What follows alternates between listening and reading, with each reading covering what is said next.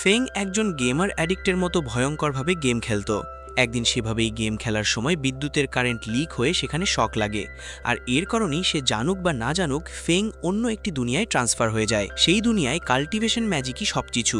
সেই দুনিয়ায় আসার পরপরই একটি অদ্ভুত জিন এসে ফেংকে একটি পাওয়ার দিয়ে দেয়। ফেংয়ের কাল্টিভেশন করার কোনো ক্ষমতাই নেই, কিন্তু এর বদলে সে ব্ল্যাকস্মিথিংয়ের মতো একটি ক্ষমতা পায়। অর্থাৎ ফেং যে জিনিসই তৈরি করবে সেগুলো এক একটি কনস্টেলেশন লেভেলের হবে। এই ধরনের একটি পাওয়ার ফেং সেখানে চিট স্কিল হিসেবে পেয়ে যায়, কিন্তু এর সঙ্গে একটি শর্তও রয়েছে। এই জিনের কাছে তাকে টাকা পরিশোধ করতে হবে, অর্থাৎ পাওয়ার নেওয়ার বিনিময়ে টাকা দিতে হবে। আর সে যখন সেখানে আসে তখন তার পরনে শুধু একটি ট্রাউজার ছাড়া আর কিছুই ছিল না, তাই তার কাছে দেওয়ার মতো কিছুই ছিল না। ফলে ঋণ করে ধীরে ধীরে সেই পাওয়ারগুলো ফেং কিনতে থাকে। এই ধরনের পাওয়ার নিয়ে কাল্টিভেশন ম্যাজিকের সেই দুনিয়ায় ফেং শেষ পর্যন্ত কি করতে চলেছে সেটাই মূলত গল্পের বিষয়। গল্পটা সত্যি বেশ ইন্টারেস্টিং হবে। এপিসোডের শুরুতেই আমাদের একটি অসাধারণ কাল্টিভেশন ওয়ার্ল্ড দেখানো হয়। সেই দৃশ্যটা এতটাই সুন্দর যে দেখার মতো। আমরা যখন ভাবছি এখানে সবকিছু এত শান্ত কেন, ঠিক তখনই সেই শান্ত পরিবেশ নষ্ট করে দেওয়ার মতো দুজনের মধ্যে ভয়ঙ্কর লড়াই শুরু হয়ে যায়। তাদের মধ্যে একজন, যে দেখতে বেশ রোগা, সে ভয়ঙ্কর শক্তি দিয়ে একের পর এক আক্রমণ করতে থাকে। আর যে লোকটা মোটা এবং গোঁফওয়ালা, সেও কোনো অংশে কম নয়, সেও তাকে প্রচণ্ডভাবে আক্রমণ করতে থাকে। এভাবেই সেই লোকটা ড্রাগনকেও দিয়ে আক্রমণ করায়, কিন্তু সেই ড্রাগনটাও মুহূর্তের মধ্যেই একেবারে ছিন্ন ভিন্ন হয়ে যায়। পুরো জায়গা জুড়ে সেই গোঁফওয়ালা লোকটির শক্তি ছড়িয়ে পড়তে থাকে। ঠিক সেই সময় আকাশ থেকে ফেন হঠাৎ করে নিচে এসে পড়ে। সে কিভাবে এখানে এসে এলো, আর এটা কোন দুনিয়া? সামনে থাকা দৃশ্য দেখে সে একেবারে অবাক হয়ে যায়, কারণ জায়গাটা এতটাই সুন্দর ছিল। এটা কোনো গেমের দৃশ্য নাকি সত্যি অন্য কোনো দুনিয়া, ফেং তখনও বুঝতে পারছিল না। এদিকে পাশেই সেই লোকগুলো নিজেদের মধ্যে লড়াই করে যাচ্ছিল, আর সেই লড়াইয়ের মাঝেই ফেং যে জায়গায় দাঁড়িয়েছিল সেখানেও আক্রমণ এসে পড়ে। এমনকি ফেং অল্পের জন্য সেই আক্রমণ থেকে বেঁচে যায়। ঠিক তখনই ফেংয়ের গেম কন্ট্রোলারও সেখানে এসে পড়ে। এবারই ফেংয়ের বিষয়টা বুঝতে শুরু হয়। এর আগে ফেং সেখানে প্রায় 90 ঘন্টা ধরে গেম খেলছিল। প্রচণ্ড আগ্রহ নিয়ে গেম খেলার সময় সেখানে সামান্য কারেন্ট লিক হয়ে যায়, আর সেই কারণেই তার শরীরে ভয়ঙ্কর শক লাগে। তারপর কি হয়েছিল সেটা সে নিজেও জানে না। পরের সেকেন্ডেই ফেং এই দুনিয়ায় এসে উপস্থিত হয়। তখন সে ভাবতে থাকে, আচ্ছা এটা আবার কোন দুনিয়া? ঠিক তখনই ওপর থেকে একটি কণ্ঠস্বর শোনা যায়।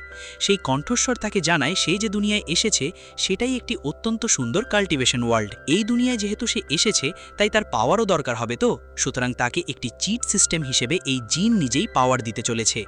এর বিনিময়ে তাকে cash, card, pound, stock, gold যে কোনো কিছু দিলেই হবে, এমনকি বিটকয়েন থাকলেও চলবে। ফেং তখন অবাক হয়ে বলে, আমাকে দেখে তোমার কি মনে হচ্ছে? আমার কাছে এই জামাটুকু ছাড়া আর কিছুই নেই। তখন জিন তাকে থামিয়ে বলে, আপনি ঋণ হিসেবেও ধীরে ধীরে এই টাকা পরিশোধ করতে পারবেন। এরপর তাকে ব্ল্যাকস্মিথিংয়ের একটি স্কিল দেওয়া হয়, অর্থাৎ ফেং যে জিনিসই তৈরি করবে সেগুলো ভয়ঙ্কর শক্তিশালী হবে। একইভাবে মার্শাল আর্টসের ক্ষেত্রেও ফেংকে হারানোর মতো কেউ থাকবে না, আর শুধু একটি পেইন্টিং এঁকে ফেললেই যথেষ্ট হবে। এর মাধ্যমেও কাল্টিভেশনে একটি উচ্চ পর্যায়ে পৌঁছে যাওয়া সম্ভব হবে। ফেং তখন জানতে চায়, এই ধরনের পাওয়ারগুলো কি সত্যিই এখানে রয়েছে? অবশ্যই। ফেং রাজি হয়ে যায়, আর তার সম্মতি পাওয়ার সঙ্গে সঙ্গেই সেই সমস্ত পাওয়ার একে একে ফেংয়ের মধ্যে ইনহেরিট হয়ে যায়। এমনকি সেই সময় তার চুলের রঙও পুরোপুরি পরিবর্তিত হয়ে যায়। এইটুকুতেই ফেং সেই পাওয়ারটাও পেয়ে যায়, আর তার জন্য সেখানে থাকার মতো একটি জায়গাও দেওয়া হয়। এসব দেখে ফেং ভীষণ এক্সাইটেড হয়ে যায়, কারণ ভয়ঙ্কর সব পাওয়ার থাকা অবস্থায় নিজের জন্য এমন একটি জায়গা কে না চাইবে, কেউই না বলবে না। একইভাবে এগুলো ব্যবহার করে সে কাল্টিভেশনে অনেক বড় একটি পর্যায়েও পৌঁছে যেতে পারবে। কিন্তু এরপরই সেই জিন তাকে বলে, কাল্টিভেশনে যদি বড় কোনো পর্যায়ে পৌঁছতে চাও, তাহলে প্রথমে তোমার মধ্যে থাকা স্পিরিচুয়াল রুট কতটা শক্তিশালী সেটা পরীক্ষা করতে হবে। ঠিক তখনই একটি অদ্ভুত ডিভাইস উড়ে এসে সেখানে উপস্থিত হয়। ফেং সেটার উপর ক্লিক করতেই সেটি 0 দেখায়। এটা দেখে ফেং একেবারে শকড হয়ে যায়। সে আবারও সেটি পরীক্ষা করে, কিন্তু এবারও ফলাফলের কোনো পরিবর্তন হয় না। এরপরই সে বুঝতে পারে তার মধ্যে স্পিরিচুয়াল রুট নামের কোনো জিনিসই নেই। তাই সে কি করবে সেটাই বুঝতে পারে না, কারণ এই দুনিয়ায় কাল্টিভেশনই সবকিছু।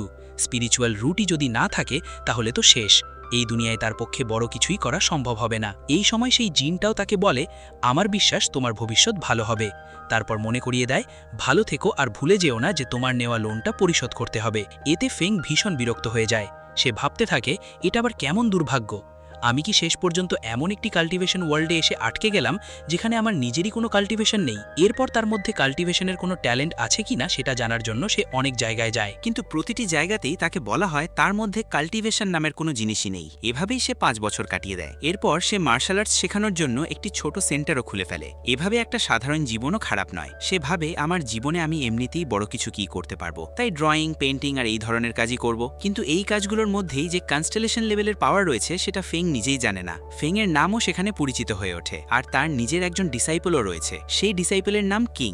একদিন সেই ডিসাইপলও সেখানে এসে বলে, মাস্টার মাস্টার, আমাদের কাছে তো খাওয়ার মতো খাবারও নেই, সব চাল শেষ হয়ে গেছে, আজকে আমরা কি করব? আহা, এবার আবার সে ভাত খেতে চাইছে। ফেং তখন তাকে শান্ত করার জন্য বলে, এই যে কাল তোমাকে একটা ভালো এবং শক্তিশালী মুভ শেখাবো। এটা শুনতেই সেই মেয়েটা ভীষণ খুশি হয়ে যায়। এরপর প্রতিদিনের মতো ফেংও তার কাজ শুরু করে। ফেং এর কাজ কি? সে মার্শাল আর্টসের বই লিখে রাখে এবং সেগুলো বিক্রি করে। তাই সে বই বিক্রি করতেও শুরু করে। তবে সে বই বিক্রি করছে বলার চেয়ে সে সেখানে ঘুমাচ্ছে বলাই ভালো। সে যখন সেখানে জোরে জোরে নাক ডেকে ঘুমাচ্ছিল তখন দুজন মেয়ে সেখানে আসে। সেই ছোট মেয়েটিও বইগুলো দেখে ভীষণ অবাক হয়ে যায়। সে তার বোনকে বলে, আপু আপু, আমি এরকম বই আগে কখনো দেখিনি, আমরা কি এগুলো কিনতে পারি? কিন্তু তার বোন তাকে বলে, লি, এই ধরনের জিনিসের পেছনে সময় নষ্ট না করে আমরা তাড়াতাড়ি সেক্টে চলে যাই, কারণ তুমি তো জানো এগুলো সবই ফালতু জিনিস, এগুলো কোনো কাজে আসবে না। এসব কথা কি ফেং এর কানে যাবে না? অবশ্যই যাবে। ফেংও আর চুপ করে থাকে না। সে তাদের কাছে গিয়ে সেই ছোট মেয়েটিকে দেখে বলে, ও ছোট্ট পরি, তোমাকে দেখেই আমি বলতে পারছি তোমার মধ্যে অসাধারণ ট্যালেন্ট রয়েছে। তোমার বোন স্ট্রাকচার অসাধারণ, তোমার মধ্যে দুর্দান্ত প্রতিভা রয়েছে। তুমি সেই ধরনের প্রতিভা যার জন্ম 10,000 বছরে একবার হয়। এরপর ফেং বলে, হ্যাঁ সত্যি ছোট্ট পরি, এগুলো সব সিক্রেট ম্যানুয়াল, প্রতিটি বইয়ের দাম 10 সিলভার, এই বই তোমাকে অনেক সাহায্য করবে। আসলে ফেং এখানে পুরোপুরি বানিয়ে বানিয়ে কথা বলছিল। এই সমস্ত ম্যানুয়াল ফেং নিজেই তৈরি করেছে এবং সে এগুলো ভুয়ো কথা বলে বিক্রি করে সামান্য কিছু টাকা উপার্জন করতে চায়। কিন্তু ফেং নিজেই জানে না যে তার তৈরি করা এই ম্যানুয়ালগুলো আসলে ভীষণ ওভারপাওয়ার্ড। মেয়েটি অবাক হয়ে বলে, সত্যি? ফেং সঙ্গে সঙ্গে বলে, হ্যাঁ হ্যাঁ, তুমি কি জানো আমাদের দুজনের দেখা হওয়াটাই আসলে ডেস্টিনি। এসব কথা শুনে সেই বড় বোনটা ভীষণ বিরক্ত হয়ে যায়, কারণ সে খুব ভালোভাবেই জানে লোকটা যে কথাগুলো বলছে তার প্রতিটাই মিথ্যে। তখন ফেং বলে, আমার কাছে এই ধরনের অনেকগুলো বই রয়েছে, চাইলে আমি এগুলো তোমাকে অনেক বড় ডিসকাউন্টে দিতে পারি। মেয়েটি সঙ্গে সঙ্গে বলে, তাই নাকি? তাহলে আমি সবগুলোই কিনবো। তখন তার বোন তাকে বলে, লি, তুমি কি করছো? তুমি তো একজন কাল্টিভেটর, তোমার এই ধরনের মার্শাল আর্টসের বইয়ের কি দরকার? এই কথা শুনে ফেং বলে, আরে এই বড় ম্যাডামটার তো কিছুই জানা নেই। তুমি তো জানো শুধু কাল্টিভেশন করলেই সবাই শক্তিশালী হতে পারে না, মার্শাল আর্টসও এখানে একটা বড় ভূমিকা পালন করে। সে আরও বলে, তোমার মুখ দেখে তো বোঝাই যাচ্ছে এই বিষয়ে তোমার কিছুই জানা নেই। এরপর সে ফেংকে ব্যঙ্গ করে বলে, এক্সট্রা অর্ডিনারি বোন স্ট্রাকচার। হ্যাঁ, তুমি নিশ্চয়ই সবার কাছেই এই একই কথা বলো। ফেং সঙ্গে সঙ্গে বলে ওঠে, এই আমার উপর এভাবে মিথ্যে অভিযোগ দিও না। ঠিক তখনই ছোট মেয়েটি বলতে থাকে যে তার বইটি চাই মানে চাই। এটা বলতে বলতেই সে ট্রান্সফর্ম হয়ে যায় এবং তার শরীর একটা বিল্ডারের মতো বড় হয়ে যায়। ফেং অবাক হয়ে বলে, আরে আমার বাপ, এর বোন স্ট্রাকচার সত্যি অসাধারণ। মেয়েটা বড় হয়ে ট্রান্সফর্ম হওয়ার পর মাত্র একটি সিলভার কয়েন দিয়ে তারা সেখান থেকে চলে যেতে শুরু করে। তখন ফেং বলে ওঠে, এই আপনারা যেটা করলেন সেটা ঠিক হলো না, আমার বইয়ের দাম তো 10 সিলভার। এরপর দৃশ্যটা আবার সেই দুই মেয়ের দিকে চলে যায়। তাদের মধ্যে বড় মেয়েটা, যার নাম লানশুয়ে, সেখান থেকে যাওয়ার সময় কিছুটা দুঃখী হয়ে থাকে, কারণ সে তার মাস্টারকে কোনোভাবেই সাহায্য করতে পারছিল না। বেশ কয়েক বছর ধরে সে কাল্টিভেশনের মার্শাল পিক পর্যায়ে রয়েছে, কিন্তু তারপরেও স্পিরিচুয়াল এনার্জি জমা করে সে নিজের মার্শাল স্পিরিট তৈরি করতে পারছিল না। কিন্তু এখনো পর্যন্ত আমি মার্শাল পিকের সেই স্তরেই আটকে আছি। আমি যতই ভালোভাবে কাল্টিভেশন করি না কেন, আমি স্পিরিচুয়াল এনার্জি তৈরি করে নিজের জন্য আলাদা কোনো মার্শাল স্পিরিট তৈরি করতে পারছি না। এখন ধীরে ধীরে আমি বিষয়টা বুঝতে পারছি। এর আগে সেই ব্যক্তি যে কথাটা বলেছিল সেটাও এখন আমার কাছে সত্যি মনে হচ্ছে, কারণ ফেং বলেছিল শুধু কাল্টিভেশন করতে করতে দৌড়ে বেড়ালেই হবে না, অন্য বিষয়গুলোর দিকেও মনোযোগ দিতে হবে, তাহলেই আমরা কোনো একটা ক্ষেত্রে বড় কিছু অর্জন করতে পারবো। সারাদিন শুধু আপগ্রেড হওয়ার দিকে মনোযোগ দিতে গিয়ে হয়তো আমি ভুলেই গিয়েছিলাম যে আমার আসল উদ্দেশ্য কি ছিল। ঠিক তখনই তার পাশে থাকা ছোট মেয়েটি বলে, আপু, এই বইটা দেখো, এই বইটা সত্যি অন্য লেভেলের, এটা তোমাকে পড়তেই হবে। তবে সত্যি বলতে লানশুয়ে ওই বইটার প্রতি তেমন কোনো আগ্রহ ছিল না, কিন্তু ফেং সেখানে অনেক বিষয় বলেছিল, তাই হয়তো তার মধ্যে বইটার প্রতি একটু আগ্রহ তৈরি হয়। তাই বইটার মধ্যে আসলে কি আছে সেটা সে পরীক্ষা করে দেখতে শুরু করে। সেই বইয়ের মধ্যে প্রচুর ড্রয়িং ছিল আর সেগুলো থেকে ডাওয়ের এনার্জি বেরিয়ে আসতে থাকে। এটা দেখে লানশুয়ে ভীষণ অবাক হয়ে যায়, কারণ এটা মার্শাল আর্টসের একেবারে বিশুদ্ধ এনার্জি। এতদিন ধরে সে এই ধরনের বিশুদ্ধ এনার্জি অর্জন করার জন্যই চেষ্টা করে আসছিল, কিন্তু সেই জিনিসটাই সে এই বইয়ের মাধ্যমে মাত্র কয়েক সেকেন্ডের মধ্যে অর্জন করে ফেলে এবং সেই স্তরেও পৌঁছে যায়। এরপর দৃশ্যটা চলে যায় কিংশান নামের একটি সেক্টের দিকে। সেখানে সবাই ট্রেনিং করছিল। এই কিংশান সেক্টটি হলো লানশুয়ে যেখানে রয়েছে সেই জায়গা। এই জায়গা জায়গাতেই সেই মাস্টারও রয়েছেন যার কথা আগে বলা হয়েছিল। সে মনে মনে বলে, আমাকে যেভাবেই হোক ব্রেক থ্রু করতেই হবে, কারণ আমি যদি খুব দ্রুত মার্শাল কিংয়ের স্তরে উন্নীত হতে না পারি তাহলে নিশ্চিতভাবেই এর কারণে কিংশান সেক্ট পুরোপুরি ধ্বংস হয়ে যাবে। এরপর আমাদের অতীতের একটি দৃশ্য দেখানো হয়। সেখানে দেখা যায় কিংশান সেক্টের লোকেরা একটি ডেমন উলফকে পরাজিত করতে এসেছিল।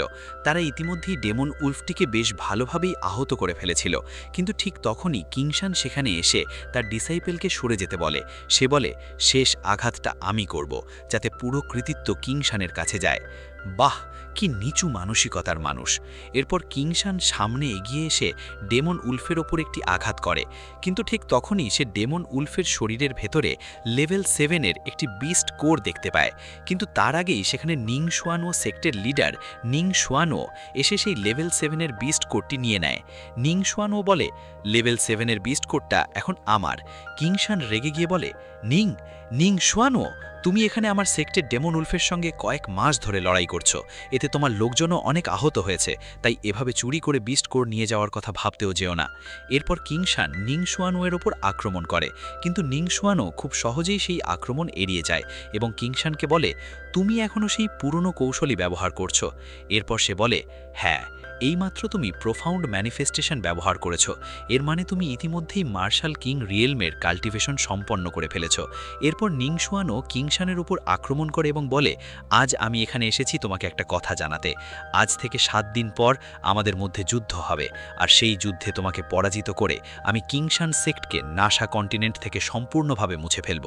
এরপর দৃশ্যটা আবার বর্তমান সময়ে ফিরে আসে। এরপর আমাদের আবার বর্তমান সময়ের দৃশ্যে দেখানো হয় আমি কি করব, আমি কিভাবে নিং শুয়ানোয়ের সঙ্গে লড়াই করব।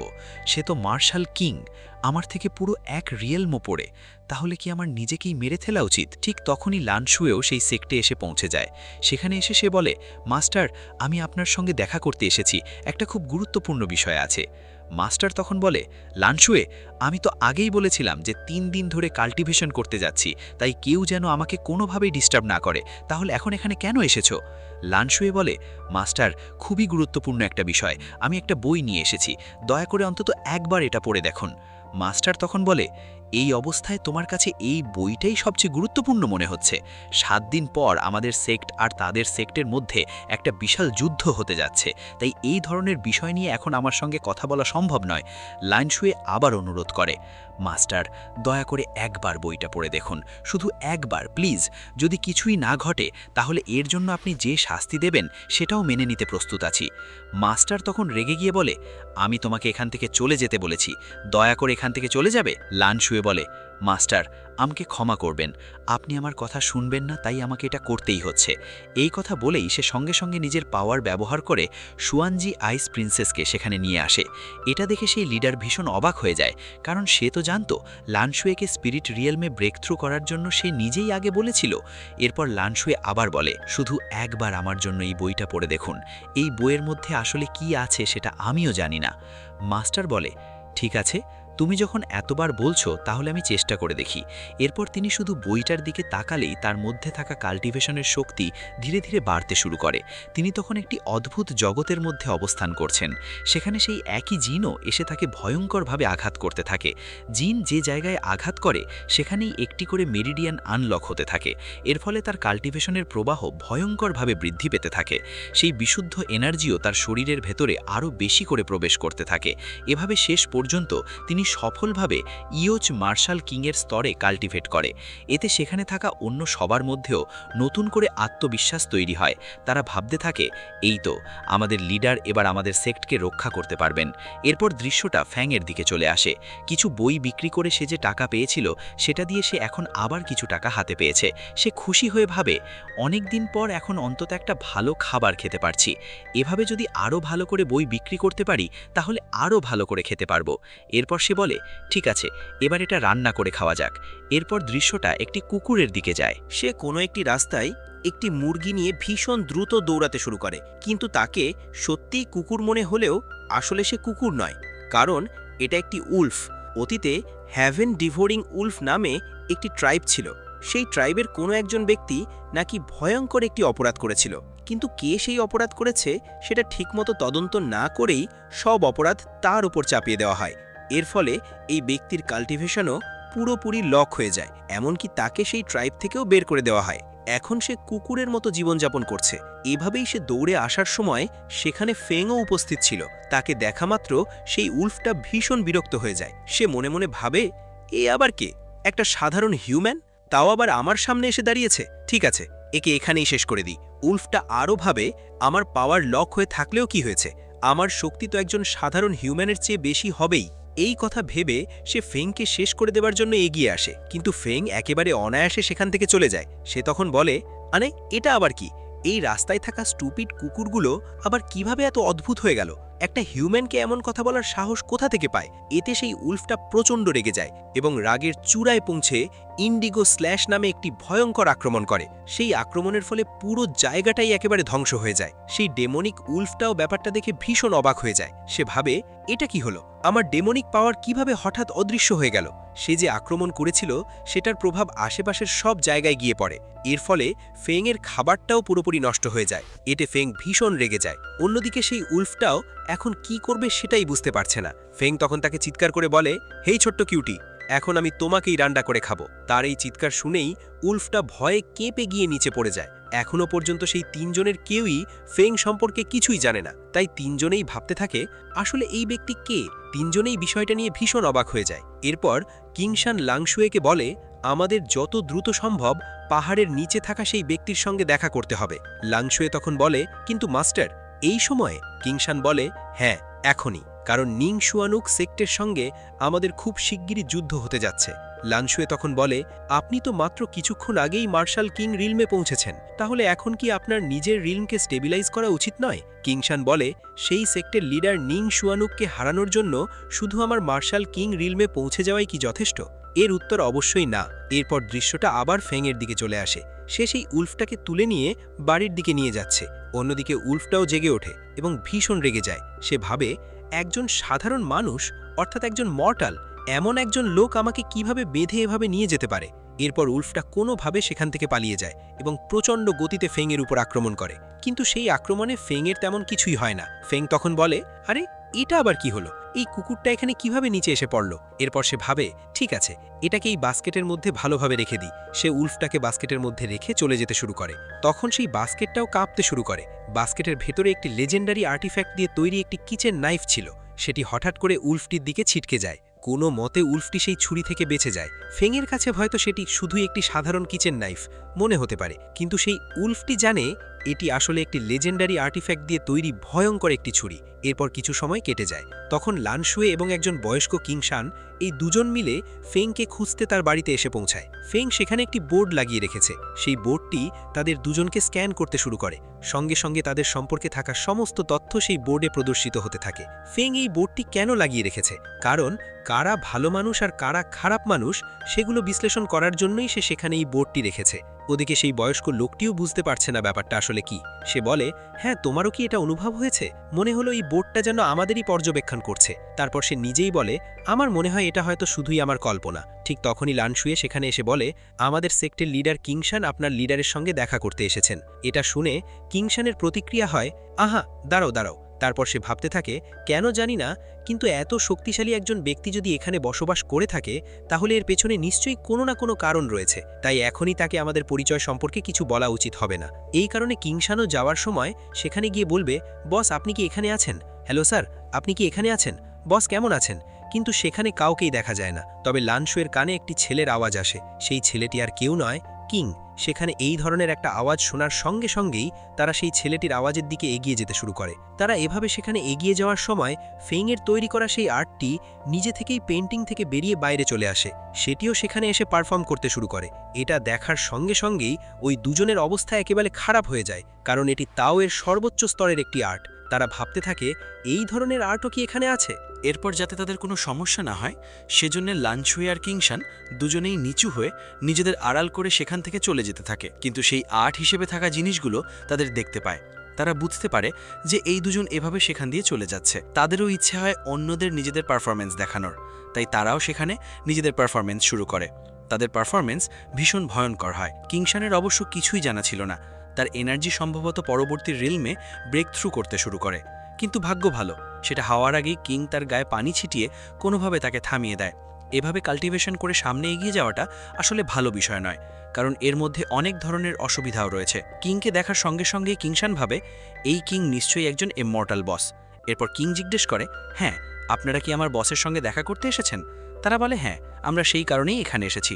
তখন কিং বলে, আমি আমার মাস্টারের একমাত্র সরাসরি সিঙ্গেল ডিসাইপল, একই সঙ্গে এই জায়গার একজন স্টাফও বলতে পারেন।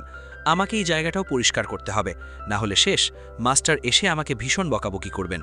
আপনারা মাস্টার আসা পর্যন্ত অপেক্ষা করুন, তিনি খুব শিগগিরই চলে আসবেন, তারপর আপনারা তার সঙ্গে কথা বলতে পারবেন। কিন্তু এটা শুনে কিংশান ভাবে এই ট্রেনিং শুয়ানুয়ের মাধ্যমে নিশ্চয়ই কোনো বড় ধরনের টেকনিক গ্র্যান্ড হবে। এইভাবে তারা দুজনেই সেই জায়গাটা ভীষণভাবে পরিষ্কার করতে শুরু করে। এরপর ফেং সেখানে আসে। ফেং আসার সঙ্গে সঙ্গেই লানশুয়ে প্রথমে যে বইটি নিয়েছিল সেই বইয়ের টাকা দিয়ে দেয়।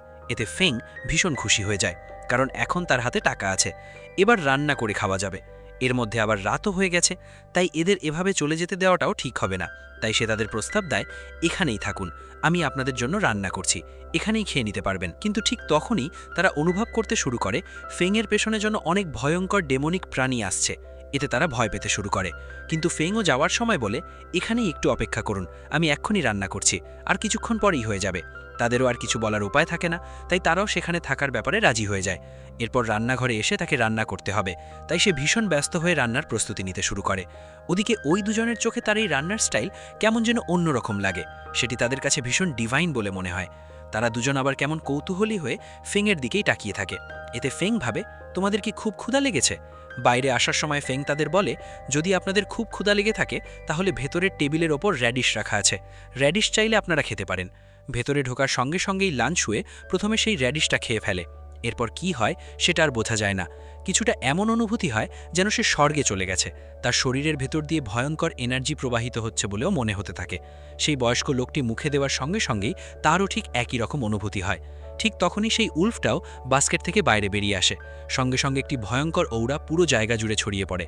কিংশান সেই ঔরা দেখার সঙ্গে সঙ্গেই বুঝতে পারে এটি আর কিছু নয়, হেভেন ডিভোরিং উল্ফ। এটা দেখে তারা দুজনেই ভয় পেয়ে বাইরে ছুটে আসে। তারা ফেংকেও সাবধানে থাকতে বলে, কিন্তু ফেং কিছুই বুঝতে পারে না। সেভাবে ভেতরে এমন কি আছে যার জন্য এরা এত ভয় পাচ্ছে। ফেংও ভেতরে গিয়ে দেখার সঙ্গে সঙ্গেই সেই উল্ফটাকে ভয়ে কাঁপতে থাকা বিড়ালের মতো একেবারে শান্ত হয়ে বসে থাকতে দেখে। তখন লাঞ্চুয়ে বলে, মাস্টার, আমরা যদি এই ডেমন উল্ফটাকে খেয়ে ফেলি তাহলে নিশ্চিতভাবেই ওই ডেমন উল্ফের ক্ল্যান আমাদের ছেড়ে দেবে না, তারা সারা জীবন আমাদের পিছু নিতে থাকবে। কিংশান বলে, হ্যাঁ, তুমি যে কথাটা বলছো সেটাও একদিক থেকে সত্যি, কারণ ওই লোকগুলো মার্শাল স্টেজ রিলমেরও উপরে রয়েছে। এখন আমাদের কি করা উচিত সেটাই তো বুঝতে পারছি না। অন্যদিকে ফেং তখন সেই উল্ফটাকে কেটে বিরিয়ানি বানানোর কথা ভাবতে থাকে। ঠিক তখনই কিং এসে বলে, মাস্টার মাস্টার, এটা কি? এটা তো ভীষণ কিউট, আমরা এই কুকুরটাকে নিজেদের কাছে রেখে দিতে পারি, কারণ এটা দেখতে খুবই কিউট আর সুন্দর। ফেং বলে, তবে আমি ভাবছিলাম এটাকে বিরিয়ানি বানিয়ে আমাদের গেস্টকে সার্ভ করা যায়। এটা শুনে কিংশান আর লানশুয়ে দুজনেই ভয় পেয়ে বলে, আরে না না স্যার, আমাদের মোটেও ক্ষুধা লাগেনি, আমাদের পেট আগে থেকেই পুরো ভর্তি, আপনি একদমই এটাকে কাটবেন না। ওদিকে তারা দুজন আবার ভীষণ মিষ্টি চোখে ফেংয়ের দিকে তাকাতে থাকে। এখন তারাও যখন এভাবে বলছে তখন ফেং ভাবে, ঠিক আছে, তাহলে আমরা এই কুকুরটাকে রেখে দিতে পারি। কিন্তু সে আবার যখন কুকুর বলে তখন উল্ফটা ভীষণ রেগে গিয়ে নিজের ঔরা প্রকাশ করে। কিন্তু অন্যদিকে ফেংয়ের পাওয়ার আক্ষরিক অর্থেই কনস্টেলেশন লেভেলের মতো ভয়ঙ্কর, তাই সেই উল্ফের আর কিছুই করার থাকে না। সে বুঝতে পারে এখানে তাকে শান্তভাবে একটা ছোট্ট কুকুর ছানার মতো থাকতেই হবে, তাই সে নিজের মুখের অভিব্যক্তিও সেই অনুযায়ী বদলে ফেলে। বাইরে থাকা ওই দুজনের জন্য ব্যাপারটা ভীষণই শকিং, কারণ কিং সেই উল্ফটাকে একটা কুকুর হিসেবে রেখে দিতে চাইছে। কিংশান তখন বলে, ফেংয়ের সত্যিকারের ডিসাইপল হওয়ার যোগ্যতা এই ব্যক্তির অবশ্যই আছে। লানশুয়ে বলে, কিন্তু মাস্টার, আপনি একটা বিষয় খেয়াল করেছেন, কিংয়ের মধ্যে কাল্টিভেশনের কোনো ধরনের ট্যালেন্টই নেই। কিংশান বলে, এভাবে বলো না, ভালো করে চিন্তা করে দেখো, যদি সত্যিই তার মধ্যে কোনো ট্যালেন্ট না থাকে তাহলে ফেং তাকে কেন ডিসাইপল হিসেবে গ্রহণ করবে? যদিও সে দেখতে একজন সাধারণ মানুষ, তবু আমি মনে করি তার ভেতরে অবশ্যই ভয়ঙ্কর কোনো ট্যালেন্ট রয়েছে। আমি মনে করি তুমি একটা বিষয়ে ভালোভাবে খেয়াল করেছো, এই মার্শাল আর্টসের হলের ভেতরে থাকা পেইন্টিং, এরপর আমরা যে র্যাডিশটা এখন খেলাম, এই র্যাডিশগুলো সবকিছুই একটা ইমমর্টাল হার্বের সমান, অর্থাৎ আক্ষরিক অর্থেই এগুলো পাওয়া প্রায় অসম্ভব, এতটাই রেয়ার এগুলো। এরপর কিংয়ের মধ্যে কাল্টিভেশনের কোনো ধরনের ট্যালেন্টই নেই, কিন্তু তারপরেও এত ভয়ঙ্কর ডিভোরিং উলফকে দেখে কিং একটুও ভয় পায়নি। একইভাবে ফেংয়ের হাতে থাকা সেই কিচেন নাইফটা কি তুমি দেখেছো? ওটার ভেতর থেকে 7 কালার্ড হোলি নাইটের আলো বের হচ্ছে। 7 কালার্ড হোলি নাইট, তাহলে এটা তো হোলি টিয়ারের মধ্যে থাকা একটি ডিভাইন ওয়েপন। এখন যদি কোনোভাবে আমরা এটা কিছু সময়ের জন্য তার কাছ থেকে নিতে পারি, তাহলে নিংশুয়ানুয়ে সেই ব্যক্তির বিরুদ্ধে লড়াই করতে এটা অবশ্যই আমাদের সাহায্য করবে। এটা শোনা মাত্রই লানশুয়ে সামনে এগিয়ে গিয়ে ফেংকে বলে, আপনি কি কিচেন নাইফটা কিছুক্ষণের জন্য আমাদের দিতে পারবেন? এটা যদি আমরা কিছু সময়ের জন্য ব্যবহার করতে পারি তাহলে আমাদের অনেক সাহায্য হবে। আমরা খুব দ্রুত এটা নিয়ে এসে আবার আপনার কাছে ফেরত দিয়ে দেব। কিন্তু এটা শুনেই কিনশান লানশুয়েকে থামিয়ে দেয়, কারণ তার ভয় হচ্ছে লানশুয়ে যদি কোনো ভুল কথা বলে ফেলে তাহলে সেটা শেষ পর্যন্ত তাদের জন্যই ব্যাকফায়ার করতে পারে। ফেং তখন বলে, আরে আমি ভাবছিলাম তোমরা দুজন এতক্ষণ চুপি চুপি আমার কাটাকাটি দেখছিলে কেন? আসলে তোমাদের এই নাইফটাই দরকার ছিল, তাই তো? এটা শোনার সঙ্গে সঙ্গে তারা ভীষণ খুশি হয়ে যায়। অনেক ধন্যবাদ, অবশ্যই আমরা কোনো না কোনোভাবে এর বিনিময় করে দেব। এরপর ফেং বলে, চলো এখন সবাই মিলে খাবার খেয়ে নিই। না না, আপনারা যে কাজটা করেছেন সেটাই অনেক বড় ব্যাপার, তাই এটুকুই যথেষ্ট। আমরা এখন চলে যাচ্ছি। এই কথা বলে তারাও সেই জায়গা থেকে চলে যেতে শুরু করে। সেক্টে ফিরে আসার পর লানশুয়ে ঘোষণা করে, সেক্টের সমস্ত ডিসাইপেল ব্লেড টেস্টিং স্টোনের কাছে চলে এসো। আজ সেক্ট মাস্টার একটি নতুন ডিভাইন ওয়েপেন পরীক্ষা করতে চলেছেন। এরপর কিংশান সবাইকে বলে, আর মাত্র 9 দিন পর নিংশুয়ানুয়ে সেক্টের সঙ্গে আমাদের গ্রেট ব্যাটেল হতে চলেছে। 10 বছর আগে আমরা একটি বাজি ধরেছিলাম। সেই সময় কিংশান সেক্ট নিংশুয়ানুয়ের লাগাতার অত্যাচারে ক্লান্ত হয়ে পড়েছিল, কারণ তাদের সেক্টের মাধ্যমে আমাদের সেক্টের ওপর ক্রমাগত একের পর এক সমস্যা আসতেই থাকত। তাই আমি তাকে বলেছিলাম 10 বছর পর আমি অবশ্যই মার্শাল কিং রিলমে পৌঁছে যাব। একইভাবে সেক্টের লড়াইয়েও আমিই জিতব, এটা তাকে বলেছিলাম। মার্শাল কিং রিলমে আমি ঠিক যেভাবে বলেছিলাম সেভাবেই এখন পৌঁছে গেছি। কিন্তু এখন 2 দিনের মধ্যে যখন সেই ব্যাটেল শুরু হতে যাচ্ছে, তখন আমি মনে করি এই সব কিছুর একটা শেষ আমাকে করতে হবে, কারণ এখন তার জন্য আমার কাছে একটি হোলি লেভেলের ডিভাইন ওয়েপন রয়েছে। আজ লানশুয়ের সঙ্গে আমি পাহাড়ের নিচে গিয়েছিলাম। সেখানে আমার একজন সিনিয়র এক্সপার্টের সঙ্গে দেখা হয়।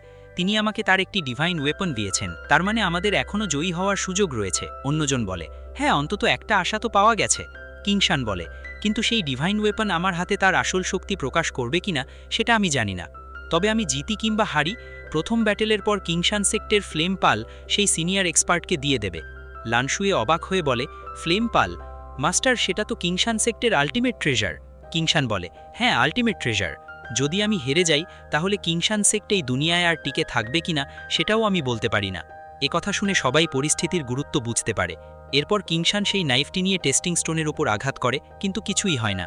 এরপর সে আবারও কয়েকবার নাইফ দিয়ে পাথরটির উপর আঘাত করে, সেখানেও কোনো ফল হয় না। হায় হায়, কি হলো? এটা কেন কাজ করছে না? এটা কি তাহলে শুধু একটা সাধারণ অস্ত্র? সব কিছু শেষ হয়ে গেল, সর্বনাশ হয়ে গেল। সে ভেঙে পড়ে সেখানে বসে থাকে। কিন্তু ঠিক সেই সময় হঠাৎ সেই স্টোনটি ভয়ঙ্করভাবে ভেঙে যেতে শুরু করে। এটা দেখে সেখানে থাকা সবাই প্রচণ্ড অবাক হয়ে যায়। তখন সেখানকার একজন জিজ্ঞেস করে, স্যার, এটা আসলে কি ধরনের ট্রেজার? এটা তো ভীষণ আক্রমণাত্মক এবং ভয়ঙ্কর। এটা হেভেন্সের একটি সিক্রেট, এখনই সেটা আমি প্রকাশ করতে পারবো না। এরপর আমরা ফেংকে দেখতে পাই। সে অনেকগুলো টেলিস্কোপ দাঁড়িয়ে রেখেছে। কিং জিজ্ঞেস করে সে এগুলো কেন বানিয়েছে। ফেং জানায়, সে কি শোনেনি যে পরশু 2 জন মার্শাল কিংয়ের মধ্যে দ্বন্দ্ব হতে চলেছে? এটা আমাদের ব্যবসার জন্য একটা ভালো সুযোগ হতে পারে। ঠিক সেই সময় কোনো এক ধরনের জিনিস ভয়ঙ্করভাবে ছড়িয়ে পড়তে শুরু করে, আর সেটা অন্য কিছু নয়, এখন ভেঙে যাওয়া সেই একই পাথরটা। এটা দেখে এরা ভাবে এটা হয়তো কোনো উল্কার পতন, তাই সেটাকে দেখে তারা বিভিন্ন ইচ্ছা প্রকাশ করতে শুরু করে।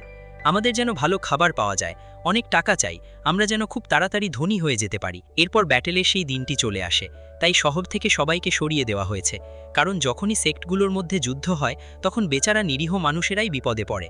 ফেং ভাই এখানে একটি উঁচু জায়গায় আসে, যেখান থেকে যুদ্ধ একদম পরিষ্কার দেখা যাবে এবং জায়গাটাও পুরোপুরি নিরাপদ। সে সবাইকে ডাকতে থাকে, ভাই বোনেরা, এখানে চলে আসুন এবং সেক্ট ওয়ার দেখুন। এখান থেকে একদম চমৎকার দৃশ্য দেখা যাবে, আর নিরাপত্তারও পুরো গ্যারান্টি আছে। একজন বলে, এত দূর থেকে আর কীই বা দেখা যাবে? ফেং বলে, সেজন্যই তো আজ আমি একটি প্রোডাক্টের ব্যবস্থা করেছি। এটা দেখুন, আমার কাছে টেলিস্কোপ রয়েছে। এটা থাকলে আপনারা সবকিছু খুব পরিষ্কারভাবে দেখতে পারবেন। এটা শোনার পর একের পর এক অনেকেই সেটি কিনতে শুরু করে। এইদিকে ব্যাটেলের জন্য নিংশুয়ানু নামের সেই ব্যক্তিও সেখানে এসে পৌঁছেছে। আজ তুমি এসেছো, ভালোই হয়েছে।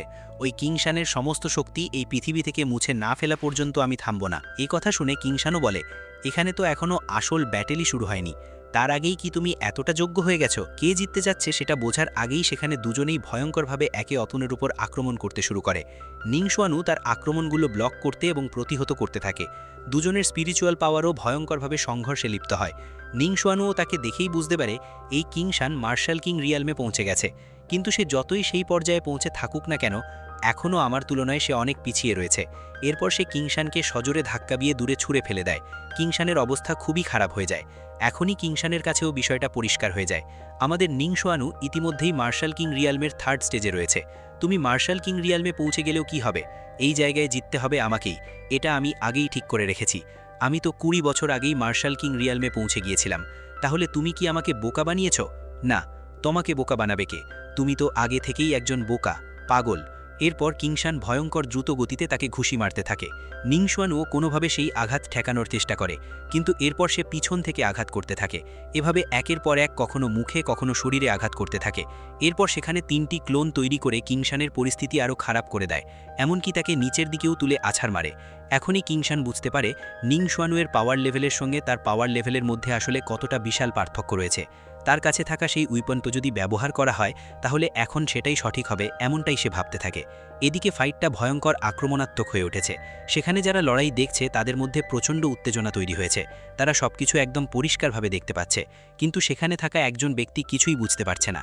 আপনারা এটা দেখে এতটা এক্সাইটেড হচ্ছেন কেন? আপনাদের কাছে এটা এত ভালো কিভাবে দেখা যাচ্ছে? হ্যাঁ, ওই পাঞ্চটাই তো ভয়ঙ্কর ছিল।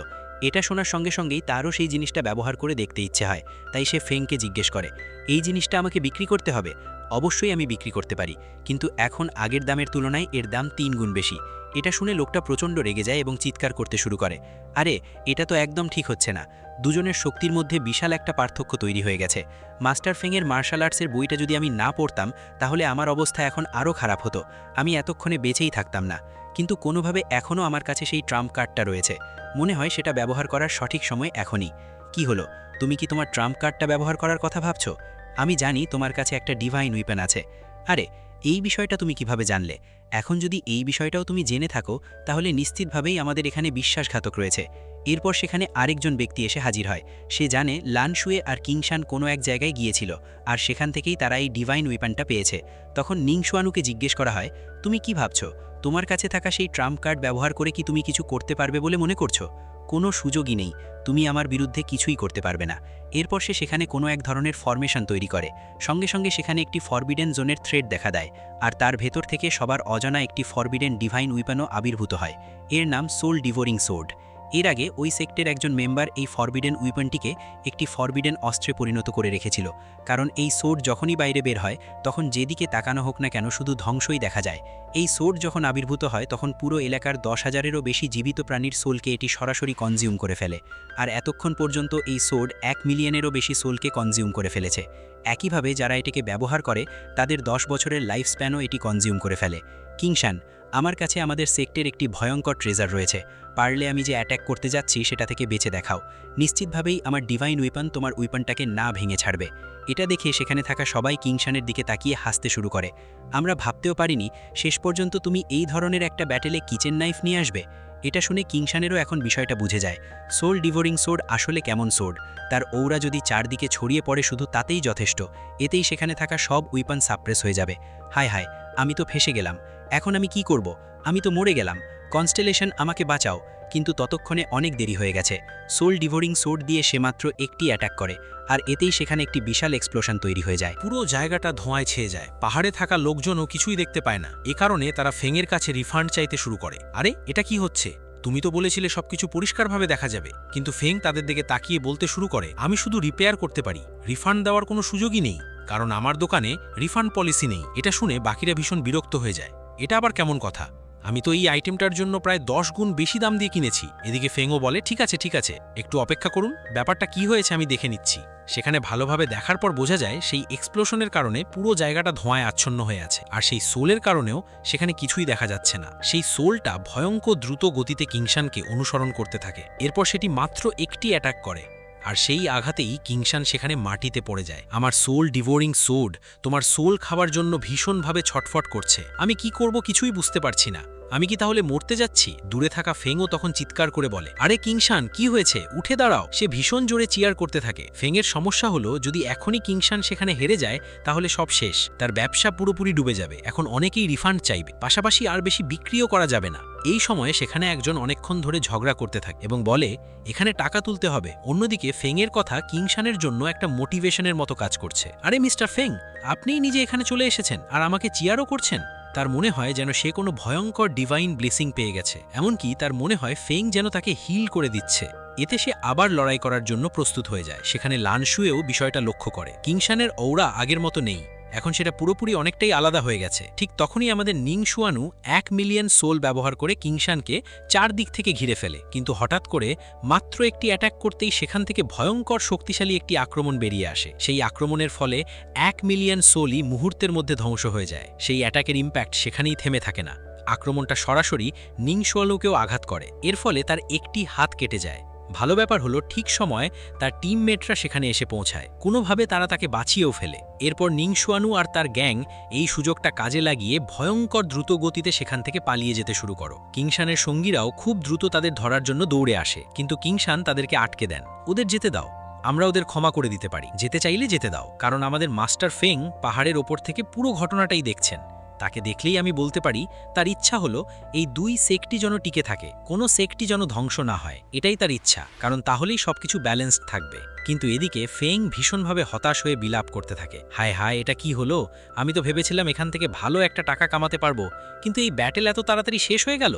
এখন আমি কিভাবে এরপর ধনী হতে পারবো? ব্যাটেলও শেষ, আমার ব্যবসার সুযোগও শেষ হয়ে গেল। এখন তো জায়গাটাও শান্ত হয়ে গেছে। এরপর সবাই বলে চলুন, এখন আমাদের আর কি কাজ আছে, বাড়ি চলে যাওয়া যাক। তাই সবাই নিজের বাড়ির দিকে চলে যায়। ফেংয়েরও আর কোনো উপায় না থাকায় সে দুঃখী মনে বাড়ির দিকে যেতে থাকে। যাওয়ার পথে হঠাৎ সে একটি মেয়ের কণ্ঠস্বর শুনতে পায়। ফেংয়ের সেই মেয়েটি আর কেউ নয়, পেং ইং নামের একটি অনেকদিন পর দেখা। কেমন আছো ফেং? আমাদের দেখা হয়নি, অনেক সময় হয়ে গেছে। চলো আগে একটা পাপ্পি দিই। মাফ করো, এসব কিছু বন্ধ করো। আমি তোমাকে শুধু এটা বলার জন্য এসেছি যে আমি কিংশান সেক্টের এন্ট্রান্স পরীক্ষায় পাশ করেছি। আমি এখন অফিসিয়ালি আউটার সেক ডিসাইপল হয়ে গেছি। ফেং বলে, ওয়াও, এটা তো ভালো খবর। কাল্টিভেটর হওয়া তো তোমার স্বপ্ন। হ্যাঁ সেটাই, কিন্তু কাল্টিভেটরদের নিয়ম অনুযায়ী দেখলে সাধারণ মানুষ হিসাবে থাকা তুমি আর কাল্টিভেটর হিসাবে থাকা আমি, আমাদের একসঙ্গে থাকা উচিত নয়। তাই ফেং, আমাদের ব্রেকআপ করে নেওয়া উচিত। এখন থেকে তুমি আমার কাছে শুধু একজন বন্ধু। এটা শুনে ফেংয়ের মন একেবারে ভেঙে যায়। সে বুঝতেই পারে না এখন কি করা উচিত। ঠিক তখনই সেখানে সেই লোকটি আসে যাকে আমরা কিছুক্ষণ আগে দেখেছিলাম। সে বলে, তুমি কার সঙ্গে কথা বলছো? আমি তোমাকে পাহাড়ের নিচে টহল দেওয়ার জন্য বলেছিলাম, তাই না? সেই ছেলেটাকে দেখার সঙ্গে সঙ্গেই পেং ইংয়ের মুখে ভীষণ আনন্দ ফুটে ওঠে।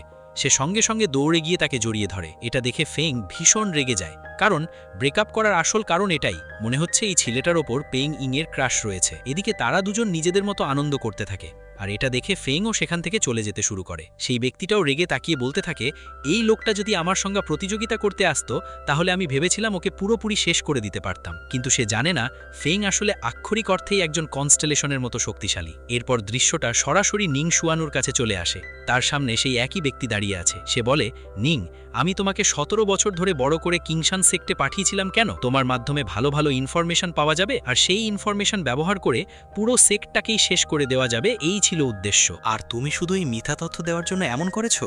তোমার কারণে আমার একটি হাত চলে গেছে। তোমাকে শেষ না করার জন্য একটা কারণ বলো। লোকটি বলে, আমি শুধু এতটুকুই শুনেছিলাম যে লোকটির কাছে একটি ডিভাইন ওয়েপন রয়েছে, কিন্তু কে জানতো যে সেটা আসলে একটি সিক্রেট লেভেল ট্রেজার? নিংশুয়ানভু বলে, আমি তোমার কোনো অজুহাত শুনতে চাই না। একজন লোক তাকে শেষ করতে এগিয়ে যায়, কোনো সুযোগই নেই। আরে দাঁড়ান, আমি আরও একটা ইনফরমেশন জানি। কি? একটা মেন্টরের মাধ্যমেই ওই ওয়েপনটা তার কাছে এসেছে। একইভাবে শোনা যায় তার একজন ভয়ঙ্কর শক্তিশালী মাস্টারও আছে। তার মাধ্যমেই কিংশান মার্শাল রিন পর্যন্ত পৌঁছাতে পেরেছে। তাই নাকি? দ্রুত উজেন আর উফেংকে এখানে নিয়ে আসো। ওরা দুজন হলো ডার্ক গ্রুপের ব্ল্যাক অ্যান্ড হোয়াইট ডেমন। আমরা দেখি এই দুই ভাই সেখানে এসে হাজির হয়।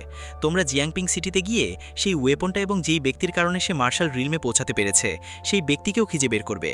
ঠিক আছে মাস্টার। তারা জিজ্ঞেস করে, মাস্টার তাকে জীবিত চায় নাকি মৃত? যে কোনোভাবেই চলবে, কিন্তু কাজটা দ্রুত শেষ করো। বুঝেছি। দুজন ফেংকে খুঁজে বের করার জন্য রওনা হয়ে যায়। এরপর দৃশ্যটা আবার ফেংয়ের দিকে চলে আসে। টানা 3 দিন ধরে ফেং ঘরের বাইরে বের হয়নি। তার ওপর সেই পেং ইং নামের মেয়েটাও এখন ফেংকে ধোঁকা দিয়েছে। এ কারণে সে ঘরের মধ্যে বসে নানা বিষয় নিয়ে চিন্তা করতে থাকে। হায় হায় মাস্টার, আপনি আবার কি করতে যাচ্ছেন? এরপর ভেতরে গিয়ে দেখা যায় ফেংয়ের অবস্থা খুবই খারাপ। এটা কথা হলো, আমার পেং ইং আমাকে ধোঁকা দিয়ে চলে গেছে, আমি একটু একটু করে মরছি। কিন্তু এগুলো সবই কিংয়ের কল্পনা, বাস্তবে এসবের কিছুই ঘটেনি। কিং দ্রুত ভেতরে দৌড়ে এসে তাকিয়ে দেখে পুরো ঘর ধোঁয়ায় ভরা। কিন্তু ফেং মোটেও চিন্তিত নয়, বরং এখন বিক্রি করে পাওয়া টাকা দিয়ে সে মজা করে বারবিকিউ খাচ্ছে। এরপর দৃশ্যটা সরাসরি সেই শহরের মার্কেটের দিকে চলে যায়। সেই জুয়ানভু ব্রাদার্সের দুজনেই এখন ফেংকে খুঁজছে। পথে যেসব নিরীহ মানুষকে তারা পাচ্ছে তাদের প্রত্যেককেই তারা হত্যা করে ফেলছে। এভাবে তাদের সামনে থাকা সবাইকে হত্যা করার সময় হঠাৎ একজন ব্যক্তি সামনে এসে হাজির হয়। তার অওরা সম্পূর্ণ আলাদা। তাকে দেখার পর তারা দুজনেই কিছুটা ভয় পেয়ে যায়, কারণ এই লোকটি কোনো সাধারণ মানুষ ছিল না। বৃদ্ধ লোকটি বলে, আমি খুব কমই জিয়াংপিং সিটিতে আসি, ভাবিনি তোমাদের মতো ইঁদুরের সঙ্গে দেখা হয়ে যাবে। একজন বলে, আরে বুড়ো, তুমি কি মূর্ত অ্যাপোটাই চাইছো? অন্যজন বলে, সাবধানে থাকো, আমি জানি না সে কোনো সাধারণ মানুষ কিনা। আরে ওসব পরে দেখা যাবে, আজ লোকটা আমাদের হাতেই মরবে।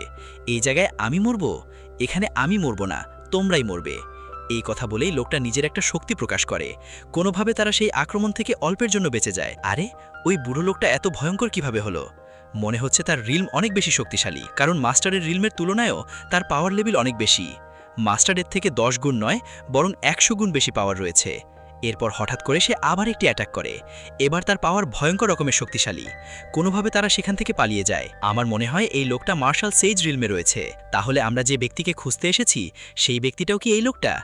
না না, তুমি যদি ভালোভাবে খেয়াল করো, আমরা আসার সময় সে বলেছিল যে সে এই শহরে খুব কমই আসে। তাহলে নিশ্চিতভাবেই এই লোকটা সেই ব্যক্তি হতে পারে না, কারণ আমার মনে হয় আমরা যেই ব্যক্তিকে খুঁজছি সে অনেক বছর ধরে এখানেই রয়েছে। এরপর সেই ওল্ড ম্যান আবার একটি ভয়ঙ্কর বোম টেকনিক ব্যবহার করে। সেই টেকনিকটাও তাদের দিকে এগিয়ে আসে। এর ফলে তারা সেখানে ঠিকমতো দাঁড়িয়েই থাকতে পারে না। কিন্তু উফিংয়ের কাছে কোনো একটা ট্রাম্প কার্ড ছিল। হঠাৎ করে সে জেনটেং নামের একটি স্টোন বের করে। সেটা ব্যবহার করে কোনোভাবে সে সেই বিশাল অ্যাটাকটাকেও ব্লক করে থামিয়ে দেয়। এই সুযোগটাকে কাজে লাগিয়ে তারা অন্য একটি জায়গায় পালিয়ে যায়। ওরা আমার অ্যাটাক পর্যন্ত ব্লক করে ফেলল।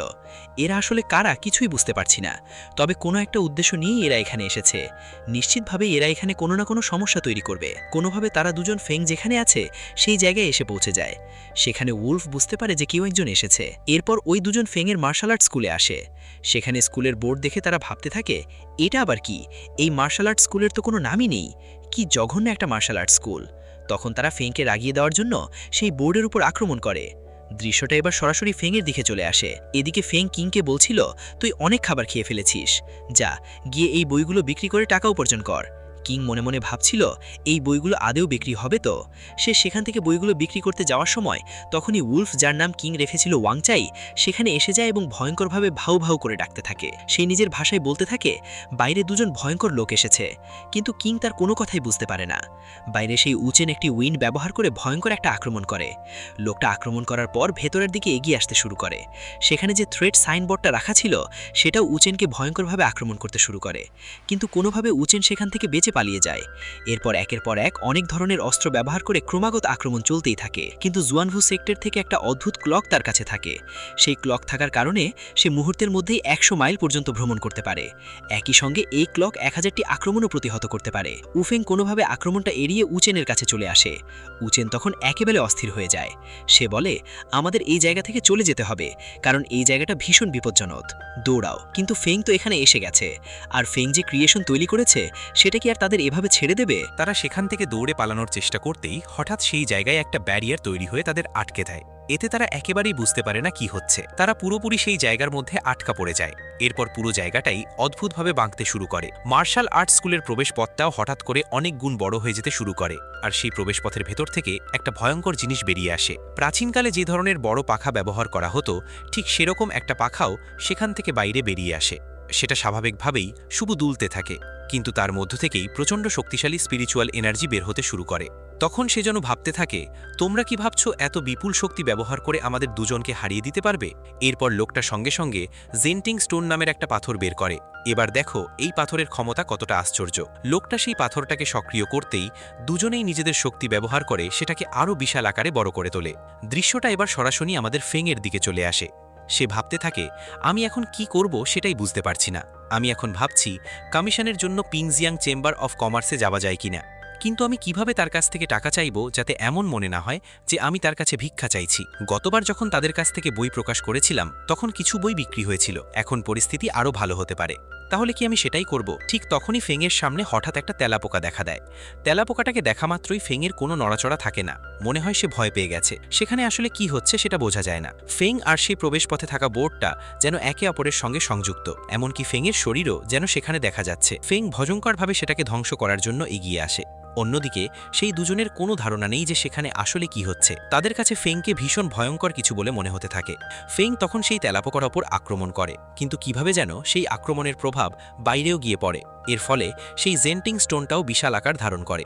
সেটি ভয়ঙ্কর গতিতে তাদের দিকে ছুটে আসে, কিন্তু একেবারে শেষ মুহূর্তে অল্পের জন্য সেটা তাদের গায়ে লাগতে পারে না। ঠিক তখনই সেটি আবার আগের অবস্থায় ফিরে যায়। এভাবেই কোনোভাবে তারা দুজন বেঁচে যায়। কিন্তু হঠাৎ সেখানে একটা মাছি এসে পড়ে। এবার সেই মাছিটাকেই লক্ষ্য করে আক্রমণ করে, কিন্তু সেই আক্রমণ গিয়ে উচেনের গায়ে লাগে, আর উচেন সেখানেই মারা যায়। তার ভাই উফেং এখন বুঝতে পারে না সে কি করবে। তার কাছে সেই শিফট ক্লোক রয়েছে, তাই সেটা ব্যবহার করে পালিয়ে যাওয়ার চেষ্টা করে, কিন্তু মাছিটা যেন তাকে আঘাত করার মতো করে তাকে আঘাত করে ফেলে। তার শরীরে এক টুকরো মাংস অবশিষ্ট থাকে না। শেষ পর্যন্ত সেখানে শুধু একটা হাড় আর এক টুকরো কাপড় পড়ে থাকে। কিছুক্ষণ পর কিং বাইরে বেরিয়ে আসে। আমার মনে হলো যেন আমি কিছু একটা শুনলাম। এই জায়গায় যেন কোনো কাস্টমার এসেছে, এমন কিছু শব্দ শোনা যাচ্ছিল। কিন্তু ব্যাপারটা কি, সেখানে তো কেউই নেই। এমনকি সেই উলফও ভয় পেয়ে বাইরে বেরিয়ে আসে। হঠাৎ করে ওই দুজন ঔরা কোথায় অদৃশ্য হয়ে গেল। ঠিক তখন বাতাসের কারণে ফেংয়ের হাড়গুলো উড়ে এসে ওয়াংচাইয়ের গায়ে লাগে। ওয়াংচাই বুঝতে পারে এগুলোর মধ্যে ওই দুই ঔরার একজনের হাড় রয়েছে। তারপর সে সামনে তাকায় এবং দেখতে পায় অন্যজনের তো একটিও হাড় অবশিষ্ট নেই। এরপর ওয়াংচাই আরও বড় ধাক্কা খায় যখন সে নিজের সামনে শিফট ক্লোক এবং জেন্টিং স্টোন দেখতে পায়। কিন্তু কিংয়ের তো কোনো ধারণাই ছিল না যে আসলে এগুলো কি। সে এগুলোকে সাধারণ পাথর মনে করছিল। এদিকে একটি সিঁড়ির সামান্য অংশ ভেঙে গিয়েছিল, তাই সে এই পাথরটি ব্যবহার করে সেটি ঠিক করে দেয়, আর কাপড়টিও সে পরিষ্কার করার কাজে ব্যবহার করতে যাচ্ছিল। আরে ওগুলো তো দুটোই চূড়ান্ত থন। ওয়াংচাই তো সেখানেই জ্ঞান হারিয়ে ফেলে। অজ্ঞান হয়ে যাওয়ার পর কিং কাপড়টা একটু ভিজিয়ে নিয়ে সেই একই কাপড় তার মাথার ওপর রেখে দেয়, এরপর সেখান থেকে চলে যায়। এরপর আমাদের আগের সেই একই পার্সনকে আবার দেখানো হয়। তিনি যখন সেখানে আসেন তখন তার পেছনে ঔরা অনুভব করতে পারে। সেই উলফও তার উপস্থিতি টের পেয়ে ভীষণ ভয় পেয়ে যায় এবং সেখানেই অজ্ঞান হয়ে যায়। আর ফেং এসবের কিছুই জানে না, সে তো শুধু বই বিক্রি করতে হবে এই চিন্তা করে সেখান থেকে চলে গেছে। এবার দেখা যাক এই জায়গায় শেষ পর্যন্ত কে জেতে। এখানেই আমরা প্রথমবার সেই পার্সনটির নাম জানতে পারি। তার নাম উসাং। মনে হচ্ছে ফেংয়ের কাছেও এই পার্সনটি বেশ পরিচিত। লোকটা এসে বলে, সবকিছুর জন্য প্রস্তুত হয়েই তো এবার এসেছো। শুরুতে আমি ভেবেছিলাম আমরা দুজন একই লেভেলে আছি, কিন্তু তোমাকে ভালোভাবে দেখার পরই বুঝতে পারলাম তুমি পুরোপুরি অন্য একটা লেভেলে আছো। এই নাও আমার চাল। তখন তারা দুজন বসে খেলতে শুরু করে। ব্যাপারটা আসলে খুব বড় কিছু নয়, তারা চেস খেলছে।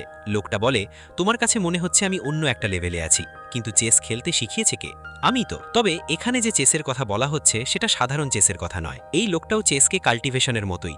এরপর তারা দুজন চেস খেলতে থাকে। শেষ পর্যন্ত ফেং মাত্র একটা চাল দেয়, ব্যাস এতেই মনে হয় হেরে যাচ্ছে। আহা, আমি কিভাবে হেরে গেলাম? তারপর বলা হয়, তাহলে টাকা দেওয়ার জন্য প্রস্তুত থাকো। আরে কি হলো, এর জন্য এত ভয় পাওয়ার কি আছে? হেরে যাওয়ার পর শুধু 5টা কয়েন দিতে হবে, এই তো। তাহলে এমন করে দাঁড়িয়ে আছো কেন? দাঁড়াতে পারো, তবে সাবধানে দাঁড়িও, কারণ তোমার পেছনেও সিঁড়ি রয়েছে। ভুল করে সেখান থেকে পড়ে যাওয়ার সম্ভাবনা আছে। এরপর সে সিঁড়ির দিকে তাকিয়ে ভাবে, এই সিঁড়ি দিয়ে কি করা যায়? এটা আবার কি? একটা জেন্টিং স্টোন একটা কি করছে? এই স্টোনটা আমি এর আগেও দেখেছি। তাহলে কি ইতিমধ্যেই এখানে আসা ওই দুজনকেও হারিয়ে দিয়েছে? এটা কি ধরনের আল্টিমেট ট্রেজার? সে কি এমন একটা ট্রেজারকে সিঁড়ির জন্য ব্যবহার করছে? ওল্ড লু, এসো আমরা আবার খেলতে পারি। তুমি কি আবার আমার সঙ্গে চ্যালেঞ্জ করতে চাইছো? আমি জানি হাই, তুমি সত্যি অন্য লেভেলের, কিন্তু আমার মনে হচ্ছে তুমি এখন আমাকে অনেকটাই আন্ডার এস্টিমেট করছো। কি ব্যাপার, এবার কি কোনো জাদুর কৌশল ব্যবহার করবে? হ্যাঁ, তার কাছে থাকা এই অস্ত্রটি একটি স্যাক্রেড আর্টিফ্যাক্ট। একসময় পুরো জিয়াংজিং মহাদেশে এই অস্ত্রটি স্যাক্রেড র্যাঙ্কের অন্যতম আর্টিফ্যাক্ট ছিল। এটি একটি সুপ্রিম ডিভাইন ওয়েপন, যা একসময় সেরা 10-এর মধ্যে পেত। আর এটা কতটা মরচে পড়ে গেছে, এটা কিভাবে ব্যবহার করো? ফেলে দাও। এটাকে মরচে পড়া বলাও ঠিক হবে না। আরে এটা কি মরচে ধরেছে বলাটাও একেবারে অর্থহীন। সত্যি বলতে এটা তো লোহার একটা টুকরো ছাড়া আর কিছুই নয়। আপনি হয়তো সত্যি অন্য লেভেলে থাকতে পারেন, কিন্তু তাই বলে আমার রেপুটেশন নষ্ট করার চেষ্টা করবেন না। এই শহরে আমার নিজের একটা বড় রেপুটেশন আছে, বুঝলে?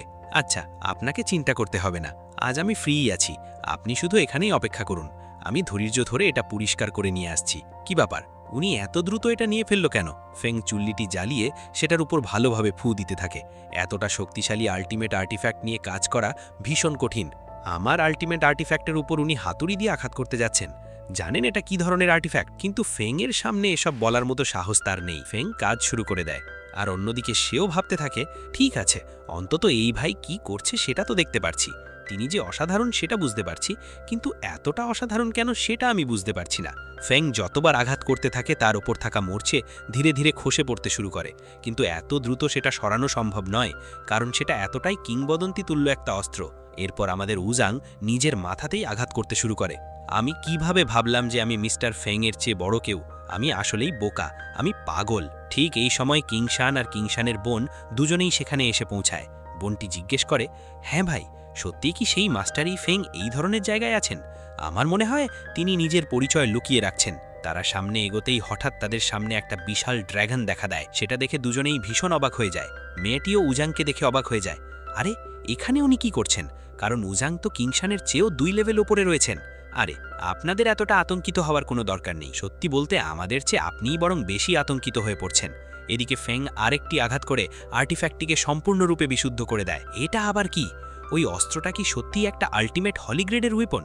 এমন একটা অস্ত্র যদি আমার হাতে থাকে তাহলে তো ব্যাস, আমি পুরো একটা অঞ্চলকে নিয়ন্ত্রণ করতে পারবো। এইটুকুই, কাজ শেষ। এখন এর বদলে আমি টাকা পেতে যাচ্ছি। আরে, আমি তো পুরোপুরি ভুলেই গিয়েছিলাম। গতবার হেরে যাওয়ার পর লোকটা তো সঙ্গে সঙ্গে দৌড়ে পালিয়ে গিয়েছিল। তখনই সে আমাকে টাকা দেয়নি। এখন সে কিভাবে আমাকে টাকা দেবে? এভাবে উজাং সেখানে ভীষণভাবে কাঁদতে থাকে। ফেং তখন তাকে বলে, আহা, আপনাকে কোনো টাকা দিতে হবে না, এর কোনো প্রয়োজনই নেই। কি? উনি একটা ভয়ঙ্কর হলি ওয়েপনকে এমনভাবে পিটিয়ে একেবারে সাধারণ অবস্থায় নিয়ে আসলেন?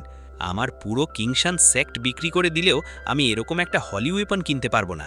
ঠিক আছে, এবার সে ভীষণ খুশি, কারণ এখন তার ওয়েপনটা পুরোপুরি ঠিক হয়ে গেছে। তাই সে ফেংয়ের পায়ে পড়ে গিয়ে অনেক ধন্যবাদ জানায়। এরপর শুধু ধন্যবাদ দিয়েই থেমে না থেকে সে সেখানে একটা হেভেনলি কন্ট্রাক্টও তৈরি করে। আমি কখনো ভাবতেই পারিনি যে আমার জীবনে একটা হেভেনলি কন্ট্রাক্ট দেখতে পাবো। আরে ভাই, আপনি কি বলছেন? তাহলে ওই কন্ট্রাক্টটা কিভাবে কাজ করে? এই হেভেনলি কন্ট্রাক্টের ক্ষেত্রে তারা পৃথিবীকে একটা কাগজের মতো এবং ওপরের লাইটনিংকে একটা কলমের মতো ব্যবহার করে। ঠিক সেইভাবেই আমাদের উজাং কন্ট্রাক্ট তৈরি করে। এই কন্ট্রাক্ট হেভেন দ্বারা সুরক্ষিত। একবার এটা সাইন হয়ে গেলে এত সহজে আর ভায়োলেট করা যায় না। আমি উজাং ভবিষ্যতে ফেংয়ের কোনো সাহায্যের প্রয়োজন হলে অবশ্যই সাহায্য করব। এমনকি এর জন্য আমাকে 1000 বার মরতে হলেও আমি প্রস্তুত। ভাই, আমি যে কোনো কিছুর জন্য প্রস্তুত। প্রতিশ্রুতিটা এখন সাইন হয়ে গেছে। আপনার যা ইচ্ছা নির্দ্বিধায় করতে পারেন। সেখানেও সে এক ধরনের অদ্ভুত আচরণ করে। ফেং, ফেং, আপনি বললে আমি যে কোনো কিছু করতে প্রস্তুত। বলুন। কি ক্রিপি! এই কথা শুনে ফেং শুধু একটা কিক মারে। ব্যাস, এতেই সে উড়ে বাইরে চলে যায়। এরপর ঠিক তার পেছনেই সেই দুজনও সেখানে এসে পৌঁছায়। ফেং তাদের জিজ্ঞেস করে, আপনারা এখানে কি করছেন? কিংশান জানায় যে সে উপহারটি ফেরত দেওয়ার জন্য এসেছে। কিংশান ফেংকে কিংশান সেক্টের ফ্লেম পার্ল দেয়। ওয়াও, এই কাছের বলটা তো দেখতে বেশ সুন্দর। কিংশান সেক্টের চূড়ান্ত ধন তাদের কাছে শুধুমাত্র একটা কাচের বল। ওয়াও, এটা ভীষণ গরম। আমার এটা বেশ ভালো লেগেছে। উপহারটি মিস্টার ইয়ের পছন্দ হয়েছে দেখে কিংশান খুশি হয়ে যায়। ফ্যাং নিজের সদ্য শেষ করা নোভেলটি তাদের দেয়। কিংশান সঙ্গে সঙ্গে বুঝতে পারে যে এটি আসলে একটি গোপন মার্শাল আর্ট ম্যানুয়াল। এটা শুধু পড়লেই হবে, তাহলেই তারা ভীষণ দ্রুত লেভেল আপ করতে পারবে। এটা শুনেই সেই বোনটি সঙ্গে সঙ্গে দৌড়ে গিয়ে সেটি নিয়ে নেয়। এটা আমার জন্য, অপেক্ষা করো, এটা আমার দরকার। কিছুক্ষণ পর আমরা দেখতে পাই যে কুইং ফেংয়ের জন্য একটি গাড়ি নিয়ে এসেছে, কারণ তাকে সেই নোভেল নিয়ে জিয়াংপিংয়ের কাছে যেতে হবে এবং সেটি প্রকাশ করতে হবে। সেই কারণেই যখন সে কিংকে বই বিক্রি করতে যাওয়ার কথা বলেছিল, তখন তাকে একটা গাড়িও প্রস্তুত রাখতে বলেছিল। কিং একেবারে বিলাসবহুল গাড়ির মতো একটা গাড়ি নিয়ে আসে। তখন ফেং বলে, আমার কাছে এত টাকা নেই, আমি তো তোমাকে বলেছিলাম একটা সাধারণ গাড়ি নিয়ে আসতে, সেটাই যথেষ্ট। আমার কাছে এমনিতে এত টাকা কোথায়? কিং বলে, বস, আপনি ব্যবসার কাজে যাচ্ছেন। আপনি যখন যাবেন তখন সেরা একটা গাড়িতে যাওয়া উচিত। তাই আমি আপনার জন্য সেরাটাই ব্যবস্থা করেছি। এরপর দৃশ্যটা আবার সেই দুজনের দিকে চলে যায়। একটা বইয়ের জন্য তারা ভীষণ উত্তেজিত হয়ে পড়ে। কোনোভাবে সেখানে কিংশান সেটা নিয়ে নেয়। সে বলে, তুমি কি জানো এখন যে জিয়াংপিং সিটি আছে, অর্থাৎ ফ্যাং যে শহরে রয়েছে, এই শহরটা আগে কি ছিল? আগে কি ছিল ভাই? এটা ইমমর্টালদের কাল্টিভেশন করার একটা জায়গা ছিল। তাহলে আপনার কথা অনুযায়ী এটা কোনো কাকতালীয় ঘটনা নয়? হ্যাঁ, ঠিক সেটাই। কারণ আমাদের ইফেং এখানে এসেছে, এর পেছনে সব কিছুই আমাদের ইফেংয়ের পরিকল্পনা। সে যদি একটা হোলি গ্রেডের ওয়েপেন পিউরিফাই করে, ডেমনদের হত্যা করে এবং আমাদের জন্য একটা আল্টিমেট ওয়েপেন তৈরি করে, তাহলে এসবই আসলে তার চেস গেমের একটা পরিকল্পনার অংশ। এভাবেই তারাও ফ্যাংকে দেখে নানা রকম চিন্তা করতে থাকে। ফ্যাং কোনোভাবে সেখানে এসে পৌঁছেছে যেখানে তার আসার কথা ছিল। সে মনে মনে বলে, 2 দিন ধরে আমি কিছুই খাইনি, আমার খুব ক্ষুধা লেগেছে। আমাকে যেভাবেই হোক এই ডিলটা শেষ করতে হবে, তা না হলে সব শেষ। শেষ পর্যন্ত আমার ভিক্ষা করার মতো অবস্থা হয়ে যাবে। পিংজিয়াং চেম্বার অফ কমার্সের বদলে চেয়ারম্যান মাওকে দেখতে হবে বলে ফ্যাংও সেখানে আসে। ও মিস্টার ই, অনেকদিন পর দেখা হলো। হ্যাঁ চেয়ারম্যান মাও, আপনি প্রতিশ্রুতি দিয়েছিলেন যে আপনি আমার বইগুলো ছাপাবেন, সেই কারণেই আমি এখানে এসেছি। এরপর সে বইগুলো দেখিয়ে বলে, এই যে দেখুন, এগুলো সব আমি নতুন করে প্রকাশ করার জন্য তৈরি করেছি। কিন্তু মিস্টার ই বইগুলো দেখে বললেন, আপনি যে বইগুলো দিচ্ছেন এগুলো তো কোনো কাজেই আসবে না, সম্পূর্ণ অকেজো। এটা শুনেই ফ্যাং ভীষণভাবে অবাক হয়ে যায়। মিস্টার ই তখন বললেন, আপনি নিজেই তো জানেন পিংজিয়াং চেম্বার অফ কমার্সে অনেক এল্ডার আছে, অনেক লোক আছে, তাদের সবাইকে যেন আমাকে খাওয়াতে হচ্ছে। তাই এ ধরনের বিষয় থেকে আমাদের কোনো ধরনের লাভ পাওয়ার সম্ভাবনাই নেই। এজন্য আমি যাই বলি না কেন সরাসরি মুখের উপর বলে দিই। সেটা নিয়ে আপনার আমাকে ভুল বোঝার কোনো কারণ নেই, কারণ এখান থেকে আমাদের কোনো রিটার্নই পাওয়া যাবে না। এতে বেচারা ফ্যাংয়ের আর কিছুই করার থাকে না। সে খুব মন খারাপ করে একটা রাস্তায় বসে থাকে। ঠিক তখন লানশুয়ে এবং লুওলি সেখানে আসে। সে বলে, মিস্টার ইফেং, আমাদের মাস্টার আপনার জন্য এই ফলগুলো পাঠিয়েছেন। ইফেং টানা 2 দিন কিছুই খায়নি। এরপর সে ফল খেয়ে নেয় এবং বলে, কিংশানকে আমার পক্ষ থেকে ধন্যবাদ জানিও। এরপর সেই ছোট মেয়েটি ফ্যাংয়ের উপন্যাসটি দেখতে পায়। সে অবাক হয়ে বলে, ওয়াও, এটা তো জ্যাংপ্যাং সিটির জনপ্রিয় উপন্যাস, তাহলে এর লেখক আপনি? সে আরও বলে, আপনি জানেন আমার বোনও আপনার লেখা সব উপন্যাস খুব পছন্দ করে। আমার বোনও বলেছিল সুযোগ পেলে আপনাকে নিয়ে আমাকে বলতে। কথা বলতে বলতেই সেটাকে এমনভাবে টেনে ধরে যে সে চিৎকার করে ওঠে, আহ, ব্যথা করছে। এতে সে বেশ ভয় পেয়ে যায়। অন্যদিকে লানশুয়েরও তখন বিষয়টা বুঝতে পারে। সে মনে মনে ভাবে, তাহলে মিস্টার ইফেংই এখন আমি যে উপন্যাসটি পড়ছি সেটার লেখক। আমি তো ভাবতেই পারিনি তিনি এতটা ভদ্র মানুষ হবেন। সে আরও ভাবে, ন্যাশনাল অ্যাফেয়ার্স, রোম্যান্টিক লাভ, এই উপন্যাসগুলো সবই অসাধারণ ছিল। এখনও আমি বিশ্বাস করতে পারছি না একজন মানুষের মধ্যে কিভাবে এত বেশি প্রতিভা থাকতে পারে। মিস্টার ই সত্যি অন্য লেভেলের। হঠাৎ সে নিজের মনে বলে, কেন জানি না আমার হৃদয়ের কি হচ্ছে। এদিকে মনে হচ্ছে এখানে একটা লাভ সিন চলছে। কিন্তু ঠিক তখনই সে বলে, আপনার তো শুধু বই প্রকাশ করতে হবে, তাই না? এর জন্য আমার কাছে একটা উপায় আছে। খুব সহজেই আমি সেই কাজটা করে দিতে পারি। এটা শুনে লানশুয়ে এবং ফ্যাংও দুজনেই ভীষণ অবাক হয়ে যায়। ফ্যাং জিজ্ঞেস করে, এর জন্য কি উপায় আছে বলো? সে বলে, আমি এমন কেন বলছি জানেন? আমার বাবা আছেন না, তিনি বাওফ্যাং চেম্বার অফ কমার্সের প্রেসিডেন্ট। আপনারা যে জ্যাংপ্যাং চেম্বারে গিয়েছিলেন তার তুলনায় এটা একটু ছোট চেম্বার। সহজভাবে বললে এটা দ্বিতীয় অবস্থানে আছে। কিন্তু আমাদের কি দরকার? আমাদের বই প্রকাশ করতে হবে, তাই তো? এই কাজটা আমার জন্য খুবই সহজ। ফ্যাং বলে, তাই নাকি? এটা তো খুবই ভালো ব্যাপার। কিন্তু সে বলে, একটু দাঁড়ান, আমি কিভাবে এত সহজে এই কাজটা করে দেব? এর জন্য একটা ছোট্ট শর্ত আছে, সেটা আপনাকে পূরণ করতে হবে। মিস্টার ই জিজ্ঞেস করেন, সেটা কি? সে বলে, আপনাকে লানশুয়েকে একটা চুমু দিতে হবে। এটা শুনে ফ্যাং হতভম্ব হয়ে যায়। মনে মনে বলে, এটা কি? ব্যাপারটা তো খুব দ্রুত এগিয়ে যাচ্ছে। সে মনে মনে আনন্দে বলে, আহা, এটাই তো আমার বহুদিনের স্বপ্ন। আমি একটা মেয়েকে চুমু দিতে যাচ্ছি, আমি একটা মেয়ের কাছে যাচ্ছি। এই ভেবে ফ্যাং ধীরে ধীরে লানশুয়েকে চুমু দিতে এগিয়ে যায়। যখন সে একেবারে কাছে চলে যায় তখন লানশুয়েও কিছুটা অস্বস্তি বোধ করে। লানশুয়ে মনে মনে ভাবে, ফ্যাং তো অনেক বড় মানুষ, তার মতো একজন বড় মানুষ আমাকে চুমু দেবে? ছি ছি ছি, না না, এভাবে করলে ভালো দেখাবে না, এতে বরং তাকে অপমান করা হবে। এরপর সে বলে, মাস্টার, আমাকে ক্ষমা করবেন, আমার ছোট বোন এমনই, সে এভাবে বড় বোনকে নিয়ে মজা করে কথা বলে, তাই ওর এ ধরনের কথাকে আপনি গুরুত্ব দেবেন না। ফ্যাং বলে, আরে কোনো সমস্যা নেই, ঠিক আছে, চলুন আমরা আবার কাজটা চালিয়ে যাই। লানশুয়ে তখন বলে, মাস্টার, আমি জানি আপনার মতো যোগ্যতা আমার নেই, তাই চলুন আমরা বাওফ্যাং চেম্বার অফ কমার্সে যাই। এদিকে তার ছোট বোন বলে, কি বলছেন সিস্টার, আমি আপনার জন্য কত বড় একটা সুযোগ তৈরি করে দিয়েছিলাম। আপনার জীবনের চেয়েও বড় একটা সুযোগ আপনি অন্যায়ভাবে মিস করে ফেললেন। অন্যদিকে বেচারা ফেংয়ের খুবই কষ্ট হচ্ছে, কারণ এই ধরনের সুযোগ তো আর সবসময় পাওয়া যায় না, আর সে অন্যায়ভাবে এমন একটা সুযোগ মিস করে ফেলেছে। শেষ পর্যন্ত মনে হচ্ছে আমি কুমারী থেকেই মারা যাব। এরপর ফেং সেই চেম্বারে আসে। সেখানে খাবারের সব পদেই দারুণ ছিল, তাই পেস্ট্রি এটা সেটা বলে সে ভীষণভাবে খেতে থাকে। সেখানে সেই ছোট মেয়েটিও এসে যায়। সে মুখে একের পর এক খাবার তুলে দিয়ে বলে, এটা টেস্ট করুন, ওটা টেস্ট করুন। এখানেই আমরা আরও একটা বিষয় জানতে পারি, এই ছোট মেয়েটার নাম লুওলি। আমরা এতক্ষণ কি ভেবেছিলাম লুওলির বোনই হলো লানশুয়ে, কিন্তু না, লানশুয়ে আসলে আমাদের লুওলির কাজিন বোন। লুওলির বাবা সেখানে আসে। তিনি লেংজুয়েকে বলছিলেন ফেংয়ের অরা তার কাছে অসাধারণের চেয়েও বেশি কিছু মনে হচ্ছে। শেষ পর্যন্ত সে আসলে কে? সত্যি বলতে আঙ্কেল, আমি নিজেও জানি না সে আসলে কি। শুধু এটুকু মনে রাখবেন, মাস্টারও তাকে স্যার বলে সম্বোধন করেন।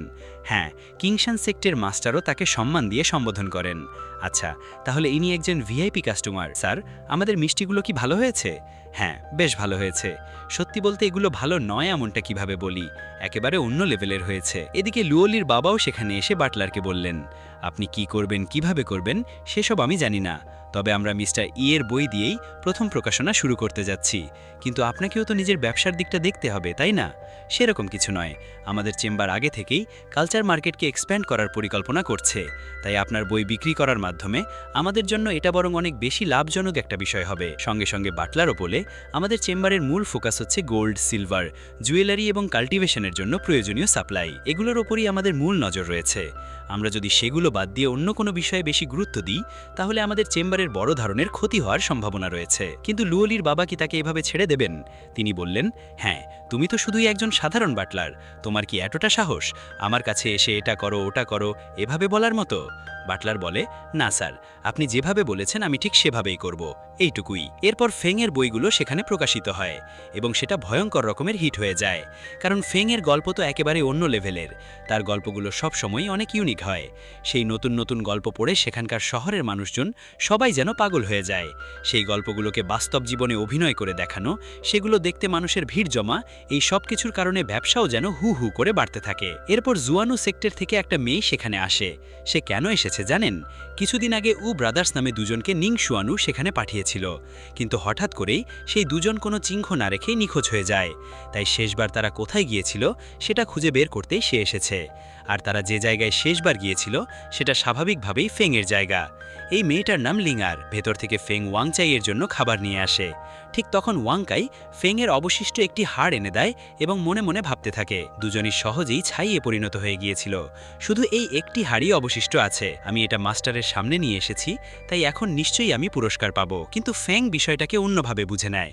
সে সঙ্গে সঙ্গে বুঝতে পারে, আমি দেখেই বুঝতে পারছি তুমি ইতিমধ্যেই বাইরে কোথাও খেয়ে এসেছো, এরপর শেষ পর্যন্ত শুধু এই হাড়টুকুই বাকি রেখেছো। সুতরাং এর কারণে আমার খাবারটা বেঁচে যাবে। তুমি কি কাজ করছো আমি খুব ভালোভাবেই জানি। তাহলে কি তুমি চাইছো যে আমি তোমার যা করেছো তার জন্য তোমার প্রশংসা করি? আরে বাবা, মনে হচ্ছে মাস্টার ইতিমধ্যেই সবকিছু জেনে গেছেন। মাস্টার যা বলছেন সেটা যদি না শুনি তাহলে তো শেষ। উনি আমাকে ঠিক এই লোকটার মতো বানিয়ে দেবেন। তাই ভয়ে সে মাথা নিচু করে বারবার ক্ষমা চাইতে থাকে। কিন্তু ফেংও বুঝতে পারে না ব্যাপারটা কি। সে কেন এমন করছে সেটাই তার মাথায় ঢোকে না। হাড়টা ফেলে দেওয়াটাও তো ভালো কোনো কাজ হবে না। তাই সে বলে, তুমি এটা নিজেই রেখে দিতে পারো একটা খেলনার মতো। এই বলে ফেং হাড়টা ছুড়ে দেয়। কিন্তু হাড়টা সরাসরি লিঙারের হাতে চলে আসে। হাড়টির উপর একটা অদ্ভুত ওরা দেখা যায়। মনে হয় সে সেটা আগে থেকেই অনুভব করতে পারছে। তার উপর হাড়টা স্পষ্টভাবেই দেখা যাচ্ছে। এটা যে উফেংয়ের হাড় সেটা বুঝতে পেরে সে ভীষণ ভয় পেয়ে যায়। সে মনে মনে বলে, ও না, সিনিয়র ব্রাদার কি ইতিমধ্যেই মারা গেছেন? ঠিক তখনই ফেংও সেখানে চলে আসে। তার হাতে সেই সুইফট ক্লোকও রয়েছে। সেটা দেখার পর লিঙারের ভয় আরও বেড়ে যায়। একজন মেয়ে ফেংয়ের মার্শাল আর্ট স্কুলে এসেছে। আর যেহেতু ফেং আগে থেকেই ভাবছে সে কোনো মেয়েকে নিয়ে ঘুরছে, তাই সে তার কাছে গিয়ে জিজ্ঞেস করতে শুরু করে, আমার যতদূর মনে হচ্ছে আপনার কি কোনো সমস্যা হয়েছে? আসুন আপনার হার্টবিট ছুঁয়ে পরীক্ষা করে দেখি। মেয়েটি তাড়াতাড়ি বলে, না না, আমি ঠিক আছি, আমার কিছুই হয়নি, এসব আমার দরকার নেই। ফেং আমার জিজ্ঞেস করে, হ্যাঁ, কিন্তু কোনো সমস্যা হয়েছে? ওই হাড়টা কি আপনি আগে থেকেই চেনেন? এটা কি আপনার পরিবারের কাছ থেকে আসা কোনো হাড়? এটা শুনে সে মনে মনে ভয় পেয়ে যায়। ওহ না, তাহলে কি এই লোকটা ইতিমধ্যেই সবকিছু জেনে গেছে? সে সঙ্গে সঙ্গে বলে, পালাও। এই বলে দৌড়ে সেখান থেকে পালিয়ে যায়। কিন্তু ফেং কি ভাবে? সে ভাবে লিঙার ওই উল্ফটাকে দেখেই দৌড়ে পালিয়ে গেছে। এরপর ফেং যখন ভেতরে থাকে তখন বাওফেং চেম্বারের সেই বাটলারও সেখানে এসে পৌঁছায়। ব্যাস, তাকে দেখা মাত্রই ফেং ভীষণ দ্রুত দৌড়ে তার কাছে যায়। সে বলে, শেষ পর্যন্ত এখন তো এলেন, আমি অপেক্ষা করতে করতে একেবারে ক্লান্ত হয়ে গেছি। আমার টাকা কোথায়? আমার টাকা কোথায়? এই বলে ফেং টাকা কোথায় টাকা কোথায় এমনভাবে চিৎকার করতে থাকে এবং অস্থির হয়ে ওঠে। এটা দেখে বাটলার ভয় পেয়ে যায়। সে মনে মনে ভাবে, ও না, লোকটা আমাকে মেরে ফেলবে নাকি? আমি দেরি করে এসেছি বলেই মনে হয় এমন করছে। তাই সেও ভয় পেয়ে বলে, স্যার, আমি একটু দেরি করে ফেলেছি, তার জন্য আমাকে ক্ষমা করবেন। এরপর সে জানায়, লুওলির বাবা বিশেষভাবে আপনার জন্য একটি গোল্ড কার্ড দিয়েছেন। এতে শেষ মুহূর্তের জন্য কোনো নির্দিষ্ট সীমা নেই। কৃতজ্ঞতা প্রকাশ প্রকাশ করার জন্য এতে অনেক কিছু জমা করে রাখা হয়েছে। এখন এতে মোট 3 লাখ আছে, অর্থাৎ লুওলির বাবা প্রতি মাসেই এতে টাকা জমা করতে থাকবেন। এই কথা শুনতেই ফেং ভীষণ খুশি হয়ে যায়। বাটলার কার্ডটা দিয়ে সেখান থেকে চলে যায়, আর ফেং তো আনন্দে একেবারে লাফাতে শুরু করে দেয়। সে বলে, ও না, আমি রিচ হয়ে গেছি, শেষ পর্যন্ত আমি কষ্ট করে রিচ হয়ে গেলাম। নাচো, গান গাও, ডান্স করো, উদযাপন করো। সবসময় আনন্দে থাকাটা নাকি অন্যরা সহ্য করতে পারে না। ঠিক তেমনই প্রথম চেম্বারের প্রেসিডেন্ট মাও সেখানে এসে হাজির হন। হ্যাঁ, প্রেসিডেন্ট মাও, আপনি হঠাৎ এখানে কেন এলেন? তিনি বললেন, তেমন কিছু নয়, এই পাশ দিয়ে যাচ্ছিলাম, তাই ভাবলাম তোমার সঙ্গে দেখা করে যাই। এখনই আমরা জানতে পারি আসলে কি ঘটেছে। একজন বয়স্ক লোক সেখানে এসে আমাদের মাওকে ভালোভাবে ধমক দিয়েছেন, কারণ মাও অযথা আমাদের ইয়ের বই প্রত্যাখ্যান করেছিলেন। তার করা সেই ছোট্ট ভুলের কারণেই এখন তাদের চেম্বার প্রথম স্থান থেকে দ্বিতীয় স্থানে নেমে গেছে, আর এখন লুওলির বাবার চেম্বার দ্বিতীয় স্থান থেকে প্রথম স্থানে উঠে গেছে।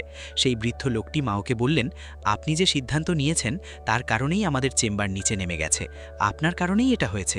তাহলে আপনার কারণে যে ক্ষতি হয়েছে সেটা কি আপনি পূরণ করতে পারবেন? আর এই সব কিছুর শুরু হয়েছিল কার কারণে? ফেংয়ের কারণেই। তাই শেষ পর্যন্ত সিদ্ধান্ত নেওয়া হলো ফেংকেই সেখানে নেওয়া হবে।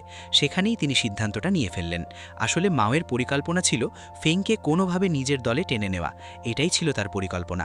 ফেংয়ের সঙ্গে আগেরবার কিছুটা ভুল বোঝাবুঝি হয়ে গিয়েছিল, তাই তার কাছে ক্ষমা চাওয়ার জন্য আমি আপনার জন্য 50,000 গোল্ড কয়েন নিয়ে এসেছি। ফেং মনে মনে ভাবে, একজন সাধারণ মানুষের জন্য 50,000? সে যতই প্রাণপণে চেষ্টা করে উপার্জন করুক না কেন, এত টাকা উপার্জন করা তার পক্ষে একেবারেই সম্ভব নয়। এটা অনেক বড় একটা ব্যাপার, তাই এই পাগলটা নিশ্চয়ই এটা গ্রহণ করবে। দেখুন তো, আমাকে কিভাবে নিজের দলে নেওয়া যায় সেই পরিকল্পনা করে টাকা নিয়ে এসেছে। আমি জানি এই মাও কতটা নিচু মানসিকতার লোক। এরপর মাও সেখানে এসে বলে, আমরা যে ভুল করেছি সেটা ঠিক করার কথা ভাবছি। এখনকার ট্রেন্ড অনুযায়ী আপনার বই আমরা প্রকাশ করতে চাই, ব্যাস এটুকুই। এটা করতে আমাদের কোনো সমস্যা নেই। কিন্তু ফেং বলে, মিস্টার মাও, আপনি যেন ভুলে না যান, সেদিন যখন আমি বই নিয়ে এসেছিলাম তখন এটাকে তুচ্ছ একটা বিষয় বলে আপনিই বলেছিলেন এটা থেকে কি লাভ হবে। সেই কথাটা আর কেউ নয়, আপনিই বলেছিলেন। তাই আপনি বরং গিয়ে জিংপ্যাং চেম্বার অফ কমার্সের মূল ব্যবসার দিকে মনোযোগ দিন। সেটা যাই হোক না কেন, সেটার ওপরই ফোকাস করুন। মাও বলে, আমি হয়তো ঠিকভাবে বিষয়টা দেখিনি, কোনো একটা ভুল হয়ে গিয়েছিল। মাও এবার ফেংকে নিজের দিকে টেনে নেয়, কিন্তু ফেং ঠিক আগের মতোই সরাসরি মুখের উপর বলে দেয়, আপনি যে কথাটা বলেছিলেন আমিও এখন ঠিক সেই কথাটাই বলছি, আমি পারবো না, আপনি যেতে পারেন। কিন্তু মাও কি এত সহজে ছেড়ে দেবে? সে তখন বলে, আহা স্যার, আমি হয়তো ভুলভাবে কিছু বলে ফেলেছি, আমি বাজে কিছু বলেছি, আমি স্বীকার করছি, আমি একজন বোকা, আমি আপনাকে আরও বেশি টাকা দেব, 1 লাখ গোল্ড কয়েন দেব, ঠিক আছে? কিন্তু ফেং সঙ্গে সঙ্গে সেই গোল্ডেন কার্ড বের করে দেখায়। সে বলে, আমার কাছে এটা থাকতে তোমার 1 লাখ গোল্ড কয়েন কে চায়? কি, এটা কি বাওফেংয়ের র্যাঙ্কিং ডিপোজিট কার্ড? এটা দেখেই মাও প্রায় অজ্ঞান হয়ে যাওয়ার মতো হয়ে যায়। শেষ পর্যন্ত তার অ্যাসিস্ট্যান্টই যেন তাকে সেখান থেকে নিয়ে যায়। আর মাওয়ের বিরুদ্ধে প্রতিশোধ নেওয়ার পর ফেং সেখানে আনন্দে নাচতে শুরু করে। নাচো, গান গাও, ডান্স করো, এই বলে ফেং সেখানে ভীষণ আনন্দের লুঙ্গি ডান্স করতে থাকে। এরপর সেই মেয়ে লিঙার শুয়ানবু সেক্টে চলে যায়। সেখানে নিং শুয়ানবু জিজ্ঞেস করে, আপনার কাছে যাদের পাঠিয়েছিলেন সেই দুজন লোকের কি হয়েছে? লোকটি বলে, ওই দুজন আর নেই। সে বলে, কি বলছো? ঠিকভাবে সবকিছু বিস্তারিত বলো। লিঙার জানায়, আপনি যে দুজনকে পাঠিয়েছিলেন তাদের শরীরের কিছুই অবশিষ্ট নেই, উফেংয়ের শরীরেও শুধু হাড়ই বাকি। এটা শুনে সে রাগে সেখানে থাকা একটা স্তম্ভ ধ্বংস করে দেয়। সে বলে, আমাদের সেক্টের সবচেয়ে গুরুত্বপূর্ণ দায়িত্বের কাজটা ওই দুজন ছাড়া আর কেউ করতে পারে না। এখন তারা দুজনই নেই, ভবিষ্যতে আমাদের সামনে অনেক বড় সমস্যা আসতে চলেছে। এরপর সে জিজ্ঞেস করে, ঠিক আছে লিঙার, আমাদের সেক্টের ট্রেজারের কি হয়েছে? লিঙার বলে, আপনি কি সেই জেন্টিং স্টোনের কথা বলছেন? ওই স্টোনটা ওই জায়গায় একটা সিঁড়ির ধাপের মতো পড়েছিল, তাই তিনি সেটাকে ধাপ হিসেবে ব্যবহার করেছেন। একইভাবে ওই ভয়ঙ্কর সুইফট ক্লক পরিষ্কার করার জন্য কোনো কাপড় ছিল না, তাই সেটাকেও তিনি কাপড়ের মতো ব্যবহার করেছেন। এটা শুনতেই নিংশুয়ানু ভীষণ রেগে যায়। সে সঙ্গে সঙ্গে একটা ভয়ঙ্কর অউরা প্রকাশ করে। সেই অউরাটা ছিল অত্যন্ত ভয়ঙ্কর এবং হিংস্র। সে বলে, এখন আমরা কি করব সেটা আমি জানি না, আমাদের যত কাজই থাকুক সব কিছু ছেড়ে দাও। পাহাড়ের নিচে থাকা সেই ব্যক্তি ফেং, তাকে পুরোপুরি ধ্বংস করে দেব। তাকে ধ্বংস করার পর আমাদের সুপ্রিম ট্রেজার, ওই দুটো জিনিসই আমরা আবার ফিরিয়ে নেব। এখন ফেংই একটা বড় টার্গেট হয়ে গেছে, তাকে হত্যা করার জন্য সবাই ভীষণ মরিয়া হয়ে উঠেছে। তাহলে এরপর কি হতে চলেছে সেটা জানতে হলে আমাদের পরবর্তী এপিসোড দেখতে হবে। ভিডিওতে লাইক দিয়ে রাখুন, পরের এপিসোড চাইলে অবশ্যই কমেন্ট করবেন, আমিও খুব দ্রুত নিয়ে আসব। আশা করি এই অ্যানিমের এই এপিসোডটি আপনাদের ভালো লেগেছে। কেমন হয়েছে সেটা অবশ্যই কমেন্ট করে জানাবেন, তাহলে আমিও জানতে পারবো আপনাদের ভালো লেগেছে কিনা। এতক্ষণ পর্যন্ত আপনারা যা দেখেছেন সেটা আসলে শুধু একটা ট্রেলার মাত্র। এরপর থেকেই গল্প একেবারে অন্য লেভেলে চলে যাবে, তাই শুধু অপেক্ষা করে দেখুন।